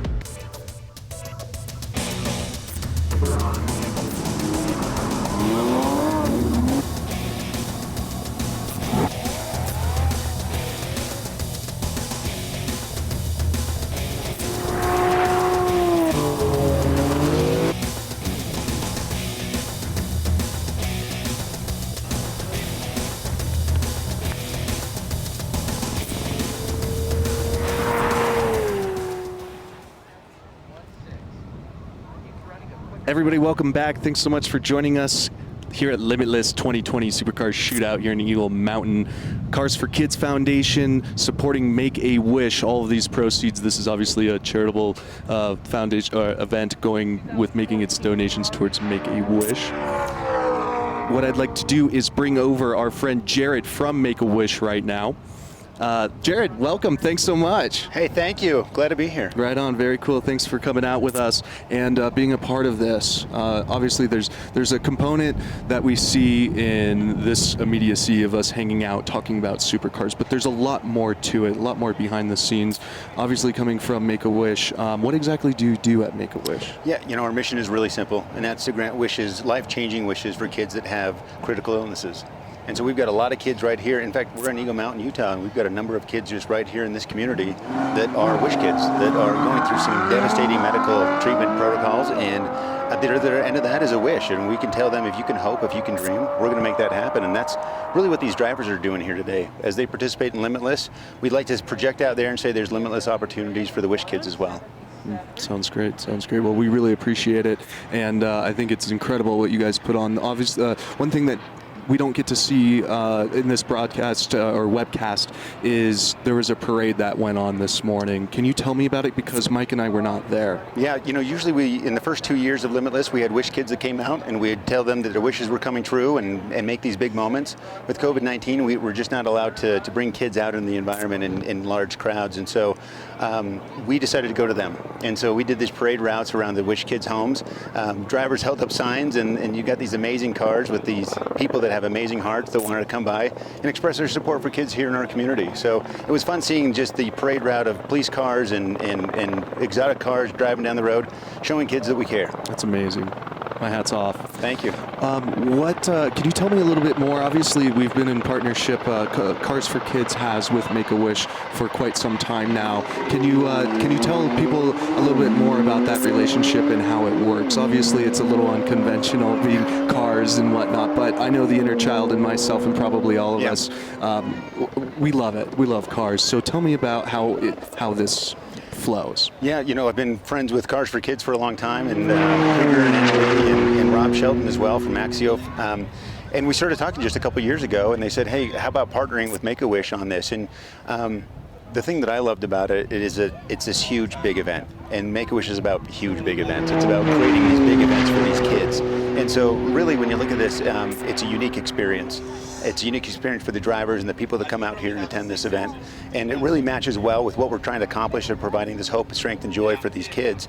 And so we're always looking for moments in the community where we can raise money, where we can do something really great, and it's a little bit unique as well. Well, I can only imagine, especially with the pandemic going around right now, how much it's impacted the foundation. So we're extremely excited to give back and be a part of it. We have a great volunteer base that's out here behind the scenes supporting. So there's not only the aspect of from a financial position of donating, there's also the volunteers too that also help support. So is there anything else that you'd like to get out to the internet while we have you here? You know, Make-A-Wish is a great organization to support. I would say that with COVID-19 right now, we're granting wishes. It's changed a little bit what we were doing just 4 months ago, but I think the need right now is more so than it ever has been before. And so our mission is really critical, and we serve a critical role for these kids. And so when you decide to donate, and you can donate by going to our webpage, go to the event page, and participate in that. And it means a lot because it's helping kids right here in our community. That's right. And what is your website? Go to utah.wish.org and then hit the donate button, and you can go right there and make a donation. Fantastic. I encourage everybody tuning into this, please pull that up in another window, and anything counts. Anything counts, absolutely, yes. Right. Well, Jared, it's been a pleasure. Thanks so much for coming, and I hope you enjoy the rest of the day. Hey, thank you. It's a great one. Very good. Appreciate the support. Alrighty. Okay, so let's get back to the action here. Next car up is the Lamborghini Aventador SVJ. And wow, that was quite the launch from the SVJ.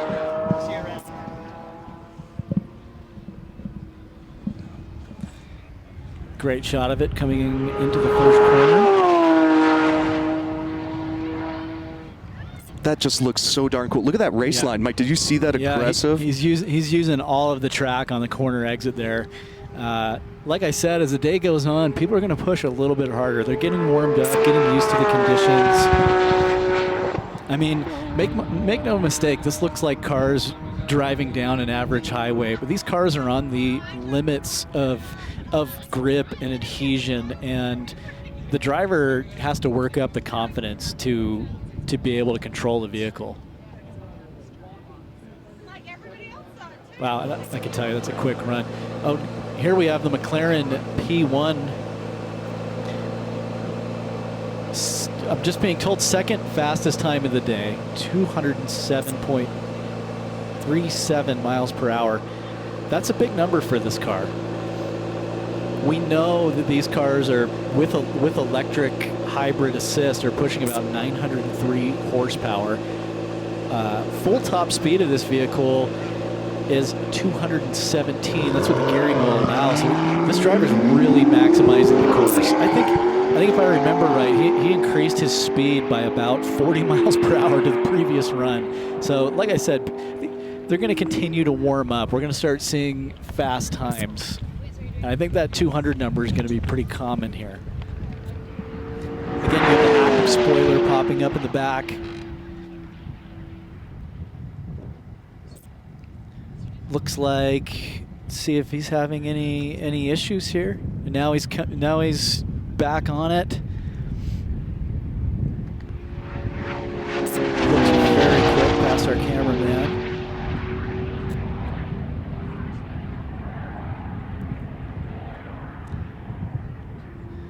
You can see that dust on the road, and it just flies out from underneath the car. These cars are designed to have as much air exit the back of the vehicle as possible, and that dust is going to fly up into the air behind it. Let's take a listen here.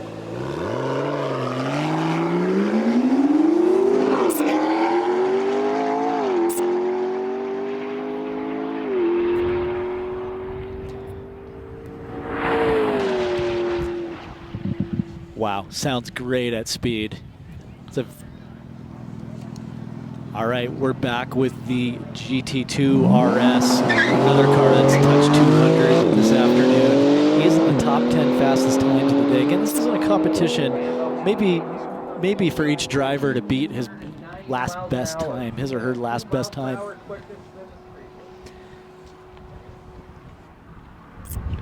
This is a great platform to take out on a track like this. Very stable. You know, 911 is a breed that's been honed and perfected since 1965, believe it or not. And this is the latest Gt2 RS. They've made 2 Gt2 RSs. And it's actually the quickest Porsche 911 that's been produced thus far. And it's only rear-wheel drive. Most of the fast Porsches are all-wheel drive.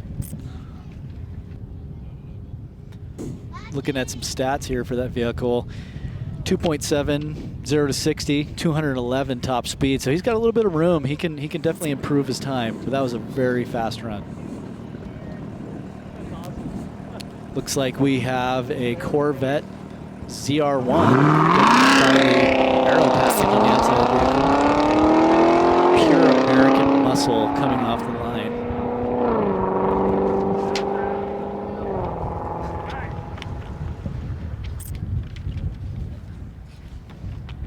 Get some stats for you here. 755 horsepower, supercharged, 6.2 liter V8. Absolutely mobbing, if you will, out on the track today.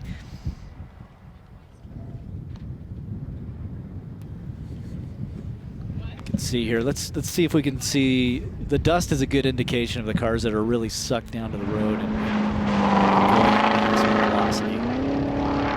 Mike, thanks for filling in. I've been trying to coordinate just a few more last 2 interviews for us. We're going to have another chance to talk to Mary, which I'm super excited to do. She's been on the track, ripping around, and then we'll keep enjoying the action as well. So that's great. Thanks for coming back. We're excited to have Mary. Let's take a look at the replay here. Great shot of this Corvette Zr1 coming through the corner.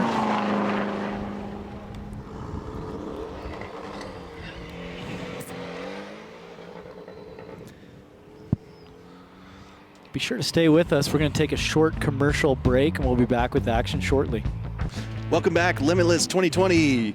Here we are in Eagle Mountain, Utah. Cars for Kids, supporting Make-A-Wish. We've talked to a few interviews. We've hosted a few interviews discussing about what we're doing here. Mike, can you tell us? You've been a little quiet about that, and you get to have all the fun and talk about the cars. Yeah, I've just been here commenting on all the great metal we have in front of us, and we really do have some special vehicles here today. But let's talk about the event and how unusual this is to have an event on public streets that are shut down, and you can come and enjoy your vehicle, what it was meant to do, these supercars, and see what top speeds you can hit. I mean, that doesn't happen every day. No, it really doesn't, and especially right now, you know, there's a lack of events going on. And one thing that motivates me to come out here and do this is not only to be around really cool cars, I mean supercars going as fast as they can, is the fact that we know what's going on with the world right now. I can only imagine how Make-A-Wish or other charities are struggling when I know their fundraising comes from being at events and hosting events and raising money that way. And they don't have that going on right now. No. So to be involved with an event like this where something is, you know, we are able to put something together. Last year we raised $73,000. This year I think we're on track to do that plus some. That's really what got me out of bed at 4 o'clock this morning to come out here. And I thank you for coming to join us. But I mean, it's all around just so much fun. Yeah, it's a great cause. Everybody you meet, all the drivers and staff, doing a fantastic job. We have top-notch first responder safety crew here, all the way down our 3.5-mile course, which is kind of unique. You know, usually you're looking at a circuit. Everything's kind of in front of you. It's easier access if there was an emergency situation. We have to deal with 3.5 miles out. So they're doing a fantastic job. Yeah, and I want to mention too, I know Jared mentioned his time this morning where they did the supercar parade for some of the children from Make-A-Wish. Obviously they can't come out to the event right now because it would be a safety issue. And you know, I just love knowing, as a father myself, I love knowing that those kids are looking out their window and seeing these cars and signs made for them. And I mean, that's a great thing, especially right now where things are tighter, especially if you have an at-risk situation personally. Yeah, I mean, I couldn't imagine. It's unfortunate we weren't a part of that this morning, but fortunately, we're not teary-eyed, you know, for the rest of the day. It's pretty powerful stuff what Make-A-Wish does. Here we are at Limitless 2020, Eagle Mountain, Utah, sponsored by, or being supported by, Cars for Kids Foundation. All proceeds are being donated towards the Make-A-Wish Utah. Super excited to be giving back to a part of this community in this environment and having so much fun out here. We are hanging out, watching some cars cruise by, and we have somebody here with us at the start line. That is William from Facebook.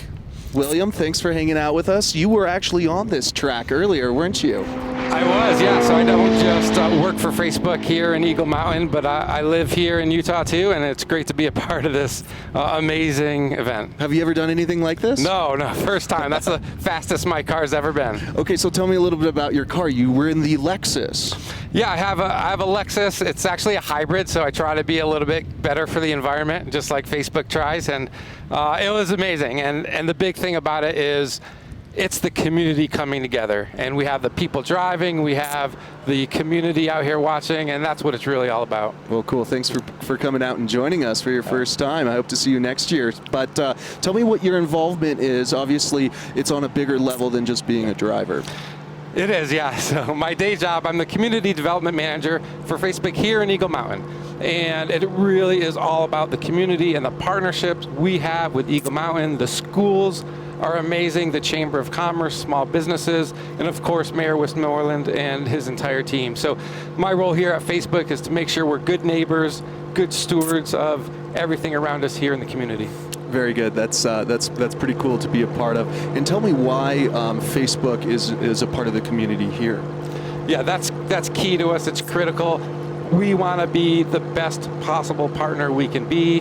It makes my day to go and see teachers and students and to help out small businesses. That's really what it's all about. That means the world to the entire team at Facebook.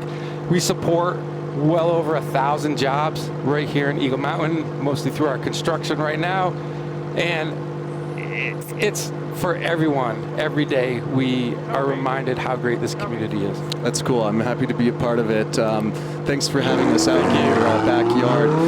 You mentioned construction. Can you tell me a little bit about what you're doing? Yeah, absolutely. We're building a data center. So when you're on Facebook, you take your pictures and your videos. That's where they're going to be stored, right? So you're responsible for this feed right now. Yeah. So we're sponsoring the Facebook Live. I hope you're watching at home on Facebook. And that data center we're building right now is where all these electrons go to be stored. You know, I find that so fascinating because I'm kind of a geek. You know, sometimes I nerd out, probably partially why I'm a car guy too. But I mean, literally, like I was like, where does the internet come from and how does that work? But literally you have computers and everything gets stored there. Yep. And that's what you're talking about when you have a data center. That's the cloud. That's the cloud. So it's not up there in the sky. It's right It's down the here road. at Eagle Mountain.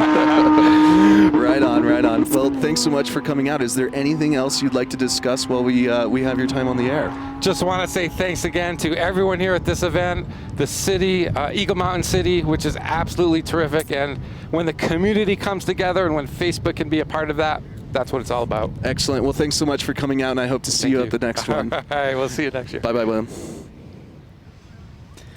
Okay, so back on track here. We have the Mercedes SLS AMG, the future classic, no doubt. I believe this car is modified with Weiss Tech components.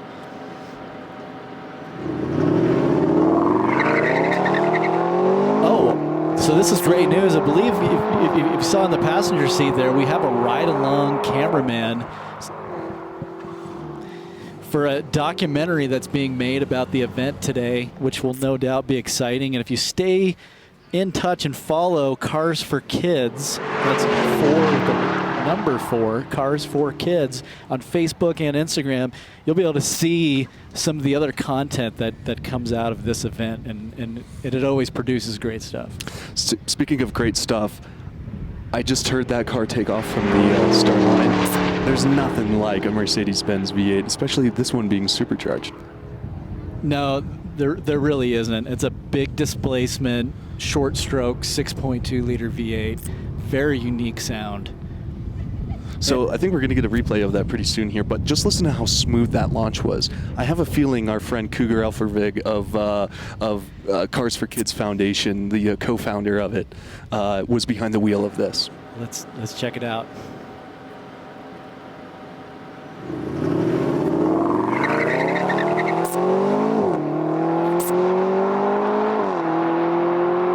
Absolutely. If that wasn't Cougar, He's gonna it was claim his it. dad, and well done, Len. I think Cougar's going to claim it no matter what. Here we have Ferrari Pista. Oh my gosh, Mike, 193 miles an hour out of a car that's really track focused? Yeah, it just goes to show you where we're at in the world of performance cars today. The top speed of that car is 211. But to be up there right now, I mean, this is a newer vehicle. This driver's getting used to the course. I bet you we see a time above that soon. Maybe this lap.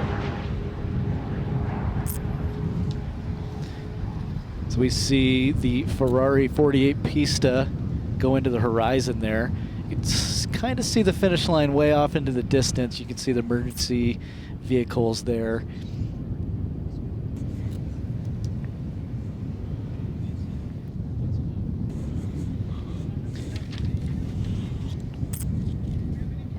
Okay, let's just take a listen to the Pista.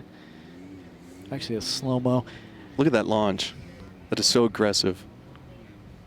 Yeah, you can see, you saw the back end squat down, and this is a rear-wheel drive car, but there was no loss of traction there. And having our Facebook guest on just a moment ago, talking about the new technology center they're building here in Eagle Mountain, it's really evident the computing power in these vehicles when it can take off with 600 horsepower from a dead stop on a dusty track.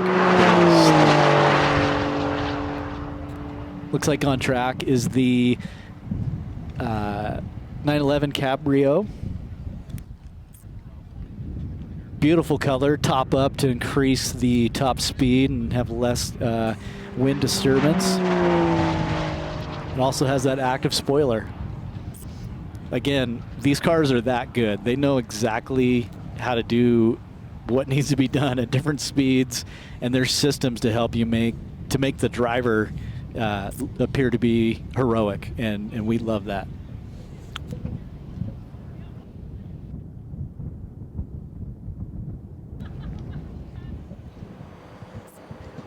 Okay, next car up is the McLaren 720S. You can see that last time they're 202 miles per hour, almost 203. I'm going to give them 203.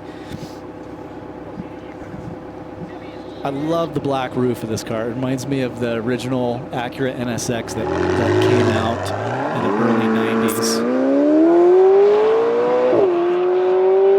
Great sound out of the 4-liter twin turbocharged V8. Also rear-driven, mid-engine car. Minimal wheel slip off the line. The traction control systems doing their job. You can see the racing line crossing over the double yellow. Obviously, that's a no-no when this road's open, but we've closed it down today, so it's okay to cross over and take the racing line. You can just see that little spoiler. Might have been a dab of brake there, I'm not sure. I saw the spoiler kick up, and sometimes they do that under braking. And if it wasn't a touch of the brakes, I apologize to the driver. Screaming towards the finish. Let's see if the driver can beat 203, which was the last time on course.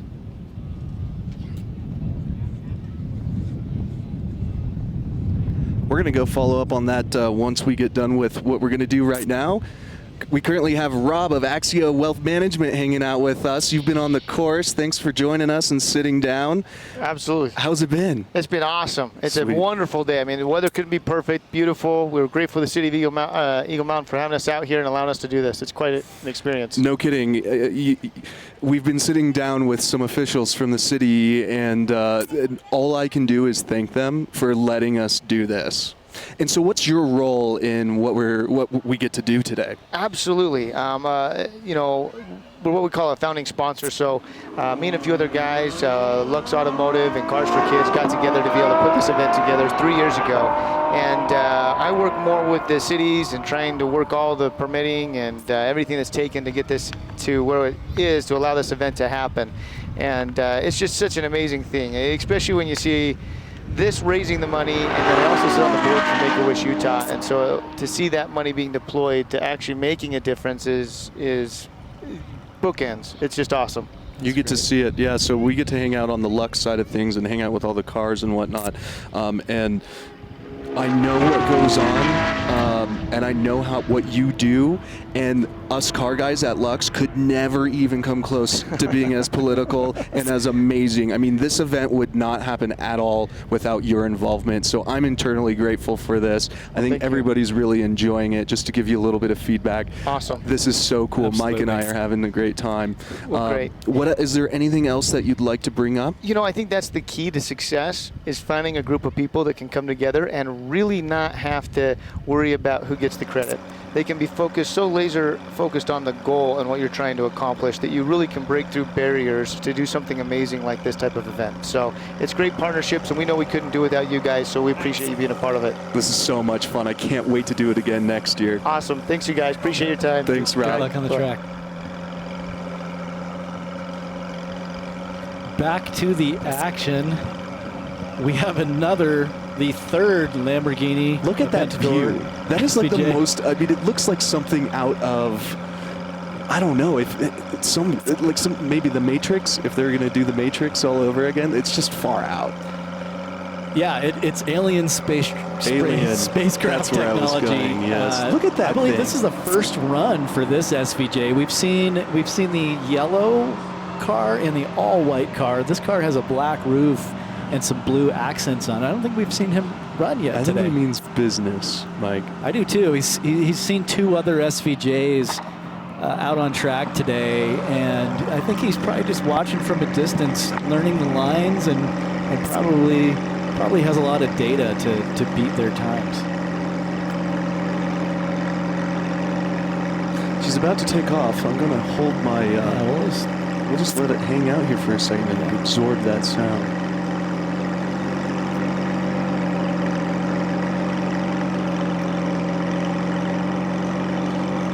Looks like we're waiting. Maybe there's some dirt or tumbleweed on the track.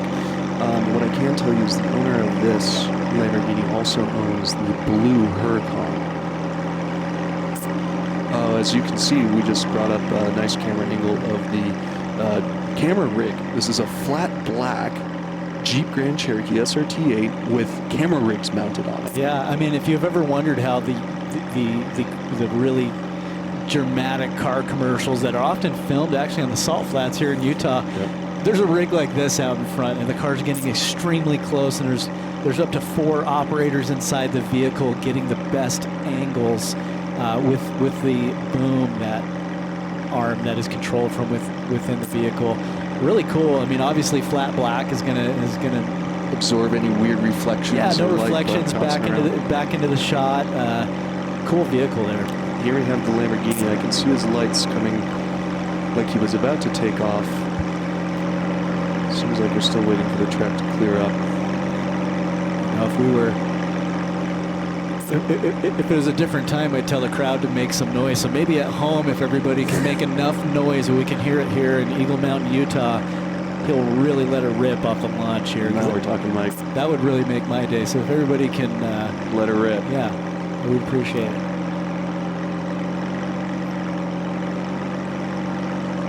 So yeah, same owner of this Lamborghini also owns the blue Huracan. That's super modified, twin turbo as well. Now, is he matching the colors with the accents on this car? He has a theme. Yeah, so his garage is probably very nice with the matching colors. Oh, it looks like this might be a new vehicle for this owner too. He got a temporary tag on there. Yep. I would be surprised if he didn't figure out a way to put a twin turbo kit on it, and I don't think that really exists. So if you guys are watching this out there, please comment. I would love to see a twin turbo SVJ. Yeah, I would love, of course, the fun thing to do after this event's over is write down your favorite cars, go into YouTube and type it in and just watch a couple videos. There's great content out there that goes over all of the details of these vehicles. I just hope his paper plate doesn't fall off. There are police vehicles further down the course. I'd hate to see him get a citation down there. So it seems like the camera crew is having fun on our racetrack, because I am almost as anxious as the driver of the SVJ to watch him go down the track. We haven't seen this car run yet, right, Mike? No, this is the first run. Obviously, if he was in the other blue Huracan, twin turbo Huracan. Here he goes.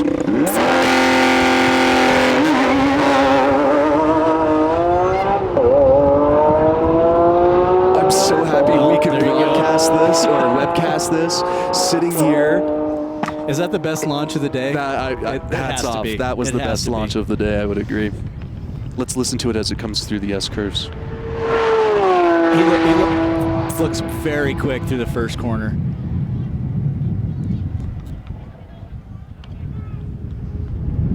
Okay, corner exit on the right-hander. He's coming right down the center line of the road. It's not using all of the track, but I can tell you if he's got some aggressive steering angles going on in there. If his launch is anything to judge the driving, and I think he was floored. Yeah, it sounded like it was floored. He was, and you saw the front wheels fighting for traction. He was at a lot of front wheel spin, which is really awesome to see. Respect to him for buying that, not even registering it, and taking it to an event like this and putting his foot into it. Here's that. Sorry, let's listen again.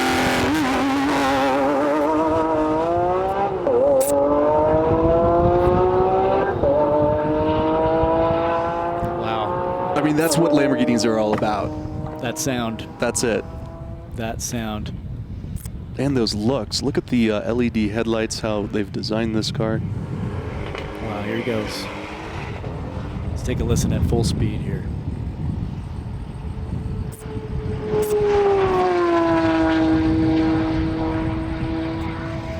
Wow, as it echoes in the valley here of Eagle Mountain. I mean, some people heard that from quite a distance, I think. Yeah, and you know, there's a lot of growth going on around in this community, and there's houses. I can see houses nearby.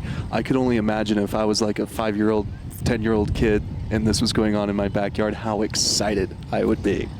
Here we have a Porsche Cayman. We've seen this yellow one on track before. How fast is this car going? So I just saw the time up on screen there, and it was 174. That's quick. That's quick for a Cayman GTS. 174 in a Cayman, Mike? Yeah. That's okay. That's boogieing. I mean, 911s. I'm questioning the 911. Yeah, there you go. Don't tell Porsche. This is the car to buy. Do we need a 911? I think we do personally, but obviously you can be just as fast in the Cayman. What I do also need is a 720S. These cars are growing on me more and more and more. So humor me here. You keep missing me say this as you're busy with interviews and stuff. The black roof harkens back to the original NSX. Ooh. And I love that look. Love it. I could see that. Well, you are a big NSX fan. I am too. Did they miss the black roof on the new NSX? You know, that's a good question. I can't think off the top of my head if that is an option or not. Obviously, you could go to Lux Automotive Spa and get your roof wrapped. This is exactly right. We actually have seen someone do that now that I think about it. Well, the Ferrari, I mean, the F12 that's out here, we wrapped the roof of that car in satin black. Yeah. It gives a cool look. It gives kind of a fighter cockpit look that everyone kind of loves, I think. You know what's interesting about this 720S? We just listened to it stretch down the track, and I've driven these cars, not super aggressively, but it's extremely civilized. The engine, really all you hear, it's a V8, correct? Yep. And it's 4-liter twin-turbo. V8, twin turbo. And what I hear a lot of... Let's listen to it here.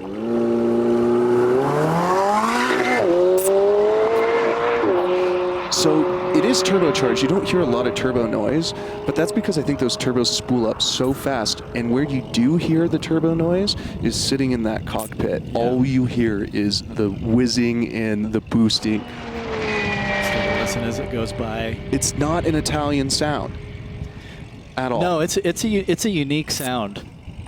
A little inside baseball here, but that 4-liter motor is actually derived from a Nissan Lamar block. Nice. Used. Good so for them. Don't tell any McLaren owners that, and if you do, make sure to Nissan dominated for a while. Don't forget about that. Yeah, it's a real motor. I think it. I don't want to say who I think produced that motor. I might mess up the name.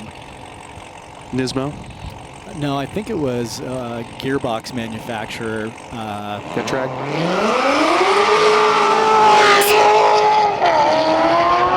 And that was awesome. There you go, Captain America. That's so named. Love is it. back on the course. You know, I'm interested to see his best time so far of the day. Maybe if we can get that 1,000 horsepower. And this is a car that is built for events like this. We're unique that we're on public roads that are closed down. He's running and racing this car on closed airstrips, which is a flat surface. You know, you got a crown of the road to deal with here, which is a little different. The setup of the suspension might be different, and I can guarantee you the driver and team behind this vehicle is thinking about little details like that. Absolutely flying. I mean, I can just tell by my own perception that he might have the fastest time of the day. Mike, that's a pretty big claim. I mean, we've got some serious cars out here. Yeah, and I haven't had the opportunity to keep a close eye on every single car that's been running. But I mean, really, bring me up to speed. So here we see it launch. That's insane. That is amazing. Amazing. Beautiful shot there. Obviously, the red, white, and blue Captain America themed Corvette Zr1. And that's wearing a wrap. That's not a paint job. So it's a high metallic body wrap. Another vet. Yeah, looks like we have a Corvette Z06. 180 miles per hour in the Z06 is his best time of the day. That is very, very quick. It's quick. Yeah, again, this is not a car that's known for top speed. It's a track-oriented circuit. When I say track, I mean it's for a circuit or a road course. And it's really meant to do that. And top speed necessarily isn't the name of the game. That's why they supercharge them. Yeah, yeah. Supercharged, big brakes. They're ready to go. If you could build a vet, which generation would it be? Ha! We can come back to that. I think C2. C2 split window. Nice choice. Now we just had an incredible angle. Look at these shots. These are so cool. This color presents so well. Yes. I would choose a few other colors before yellow first, but this yellow has metallic in it, and in the sunlight on a day like today, it makes me become a yellow fan. Well, we were lucky enough to see the vehicles come in very early in the morning as the sun was coming up over the mountains in the east, and the paint on these cars looks so good in that golden hour. We definitely maxed out the storage of our iPhones as we were snapping pics to brag to all of our friends about what we were seeing. Yeah, I had people calling me nonstop. Unfortunately, I couldn't answer their phone calls because I was too busy taking videos of helicopters landing and whatnot. So on that note, hop on Instagram, search #RaceLimitless2020. We have a bunch of media crews out here taking photos. You'll see some immediate behind the scenes coming out of that. But even further, don't forget to check back in on that hashtag, because once our photographers and videographers, cinematographers start releasing their content, you'll get to see some really cool photos. Of course, we'll be sharing those on our social media platforms. Don't forget to follow Cars for Kids. That's Cars with the number 4 Kids Foundation on Instagram.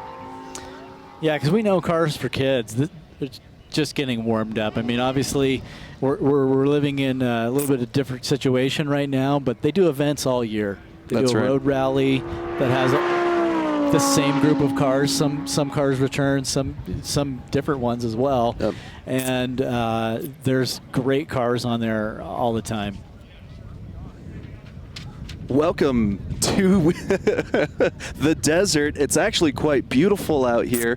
We're in this excellent valley, and we are just enjoying. I can feel the temperatures rising. I'm sure that affects the performance of some of these vehicles, but nonetheless, they are out here and they're putting some power down. We've got about 10 minutes left on our actual schedule here, and I have an opportunity to sit down with Cougar Elfervig, who is the co-founder of Cars for Kids. We're working on getting a camera over here. It's not absolutely necessary. I think we should keep rolling over there. But Coug, welcome to the party. Are you here? Oh no, you're here in spirit. You're hanging out. We need to turn on your microphone. We're going to work on that right now.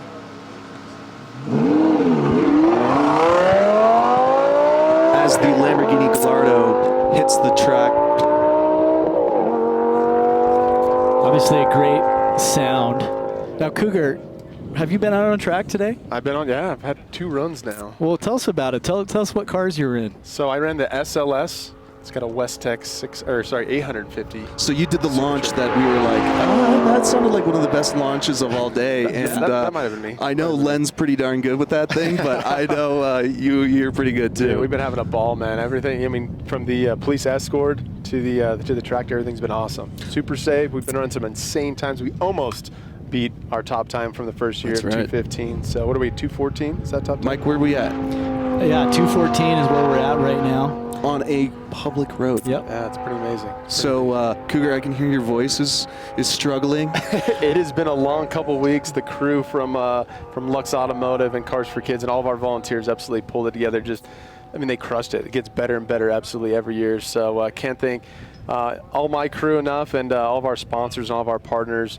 It's just been an amazing event. Last year we were able to raise $73,000. We're hoping to really top that. So we can't wait to see what we're able to pull together this year. No kidding. Well, Cougar, a mad respect is due to you for putting a good portion of this together, my friend. I mean, I've watched you put this together, and I've seen now what it takes to do something like this, not only from your side, but also Rob's side and everybody else that's involved in this. I mean, you guys are doing it. We're pulling it off.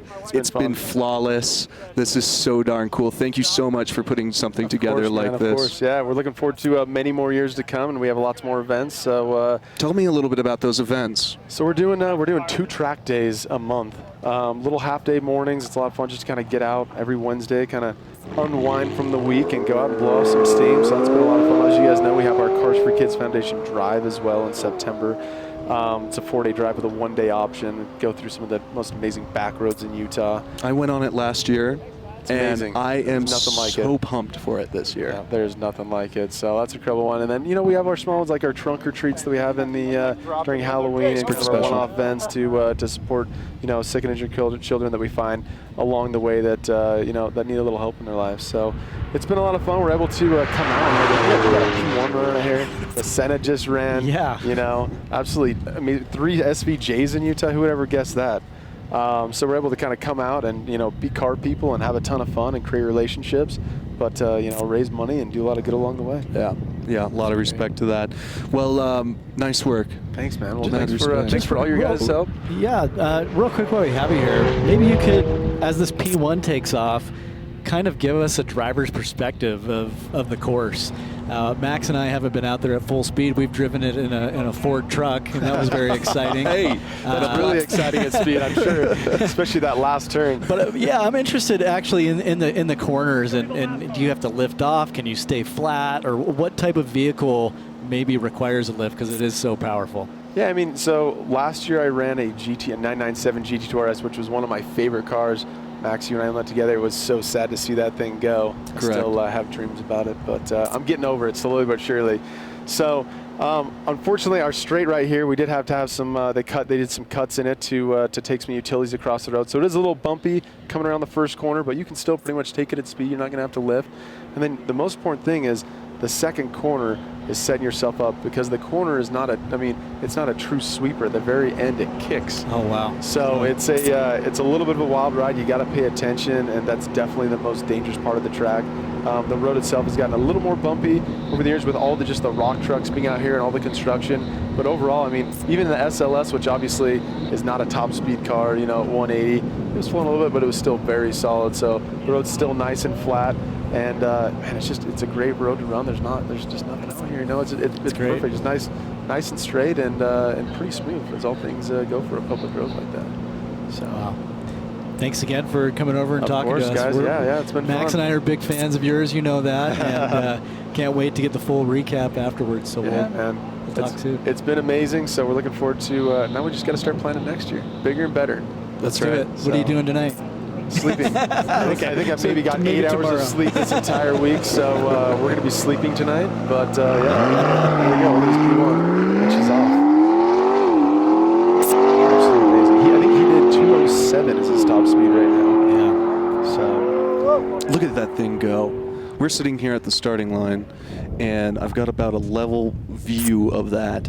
Eye-level view, and going around the corner and kicking up a little bit of dust. As you see it racing around this corner here, he's going to be taking his next right turn, and then it's that straightaway. Cougar, where's that kick? Right. I got to take my sunglasses off. He's on the straight now. Yeah, straight now. So that's probably right about where it is. And you said that's so about a mile and a half is once you're out of the S turn. Yeah, just about a mile and a half. And so now he's probably full throttle. Are you full throttle around the corner or right after the corner? I exit the corner about 125. And want to make sure that my RPMs are right. Like a boss. Just you got to make sure you nail that apex. Casually. It gets a little sketchy that corner, but just got to make sure you nail that apex and you're just start making speed. But this car's amazing. Our Cars for Kids drive the third day. My car, as you guys know, had a lot of issues. Broke down. Oh, there we go. Yeah. That was the last card. All right. Well, we've been having a ton of fun hanging out here. Coog. Yeah, thanks, guys. You're the man. Everything we do. That's it. Another amazing year. We're wrapping up. Yep. I'll let you guys send this one off. All right. Perfect. Well, hey, Mike, thanks for hanging with me. Limitless 2020. I think we have one more guest if we have time. We have Mary from Mary, the get on over here. Gt2 Rs. Mary, come hang out with us. We got to get you on camera. Please take this headset. Make sure that microphone's close to your mouth. And we got to get nice and cozy. There you go. Right You're all on, Mary. Okay. Thanks for hanging with us. My hand's really small. Mike's is too. I lent him a hat the other day, or yesterday, and it fell over his head, not on it. Thought we were going to tell people about that, but I guess we're doing that now. So that's Sorry. good. Well, Mary, so you were on the track. You were out there getting after some high speeds. You were in the chalk, the gray Gt2 Rs. I was actually in the Miami blue. You were in the Miami My husband blue. was in the chalk. The Okay, Gt2 so RS. you were still cooking up some serious speed in that car. How fast did you go? Yeah, I actually took it as fast as it could go. Well, I know I you went would. 195. Wow. So Oh my yeah, gosh. that's top speed, and yeah, Tell me what kind of Porsche it is. it is a 992 911. 992 911, and it's a convertible, right? Yeah, it's a convertible. Okay, wait, can we just realize what we're talking about here? That's a convertible car that went 195 miles an hour? Yeah. Okay. I mean, that's Impressive, huh? cool. Yeah. Well, on that note, so you're the only lady out here doing this behind the wheel, right? Yeah. That's pretty darn cool. It's very male dominated out here, right? I mean, it's guys love cars. Oh, sure. You know, my first word was car. You know, that's just what guys do. So for Mary to be out here doing this, like, what motivates you to be involved? Oh. Well, a lot of things, but I love Make-A-Wish. I love what they do, and I support it 100%. So I'm out here for Make-A-Wish. Yeah, That's I'm amazing. representing Make-A-Wish here. Love it. Like, You went on the drive this great. morning? yes.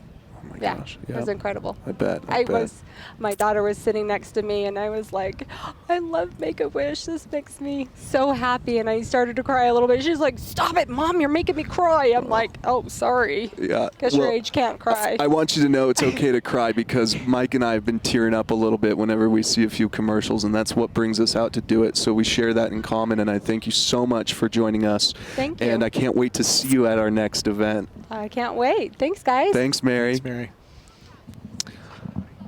All right, everyone, thanks so much. That is a wrap on our Limitless 2020 events, Cars for Kids, being donated towards Make-A-Wish. We had an amazing day. Mike, thanks so much for hanging out with us. Thanks to all of the volunteers involved. And thanks to Facebook as well, all of our additional sponsors who have contributed. And Mike, Yeah, I want to thank everybody for coming out virtually through Facebook Live. And let's just take a look at these highlights throughout the day. A couple launches. We got a Huracan coming through the corner. The McLaren Senna. a lot of fun cars. A lot of great cars, a lot of great action. Mike, are we going to do it again? Yeah, we'll be back next year for sure, no doubt. Can't wait. Follow Cars for Kids on Facebook and Instagram, and we'll see you next time. Thanks, everybody.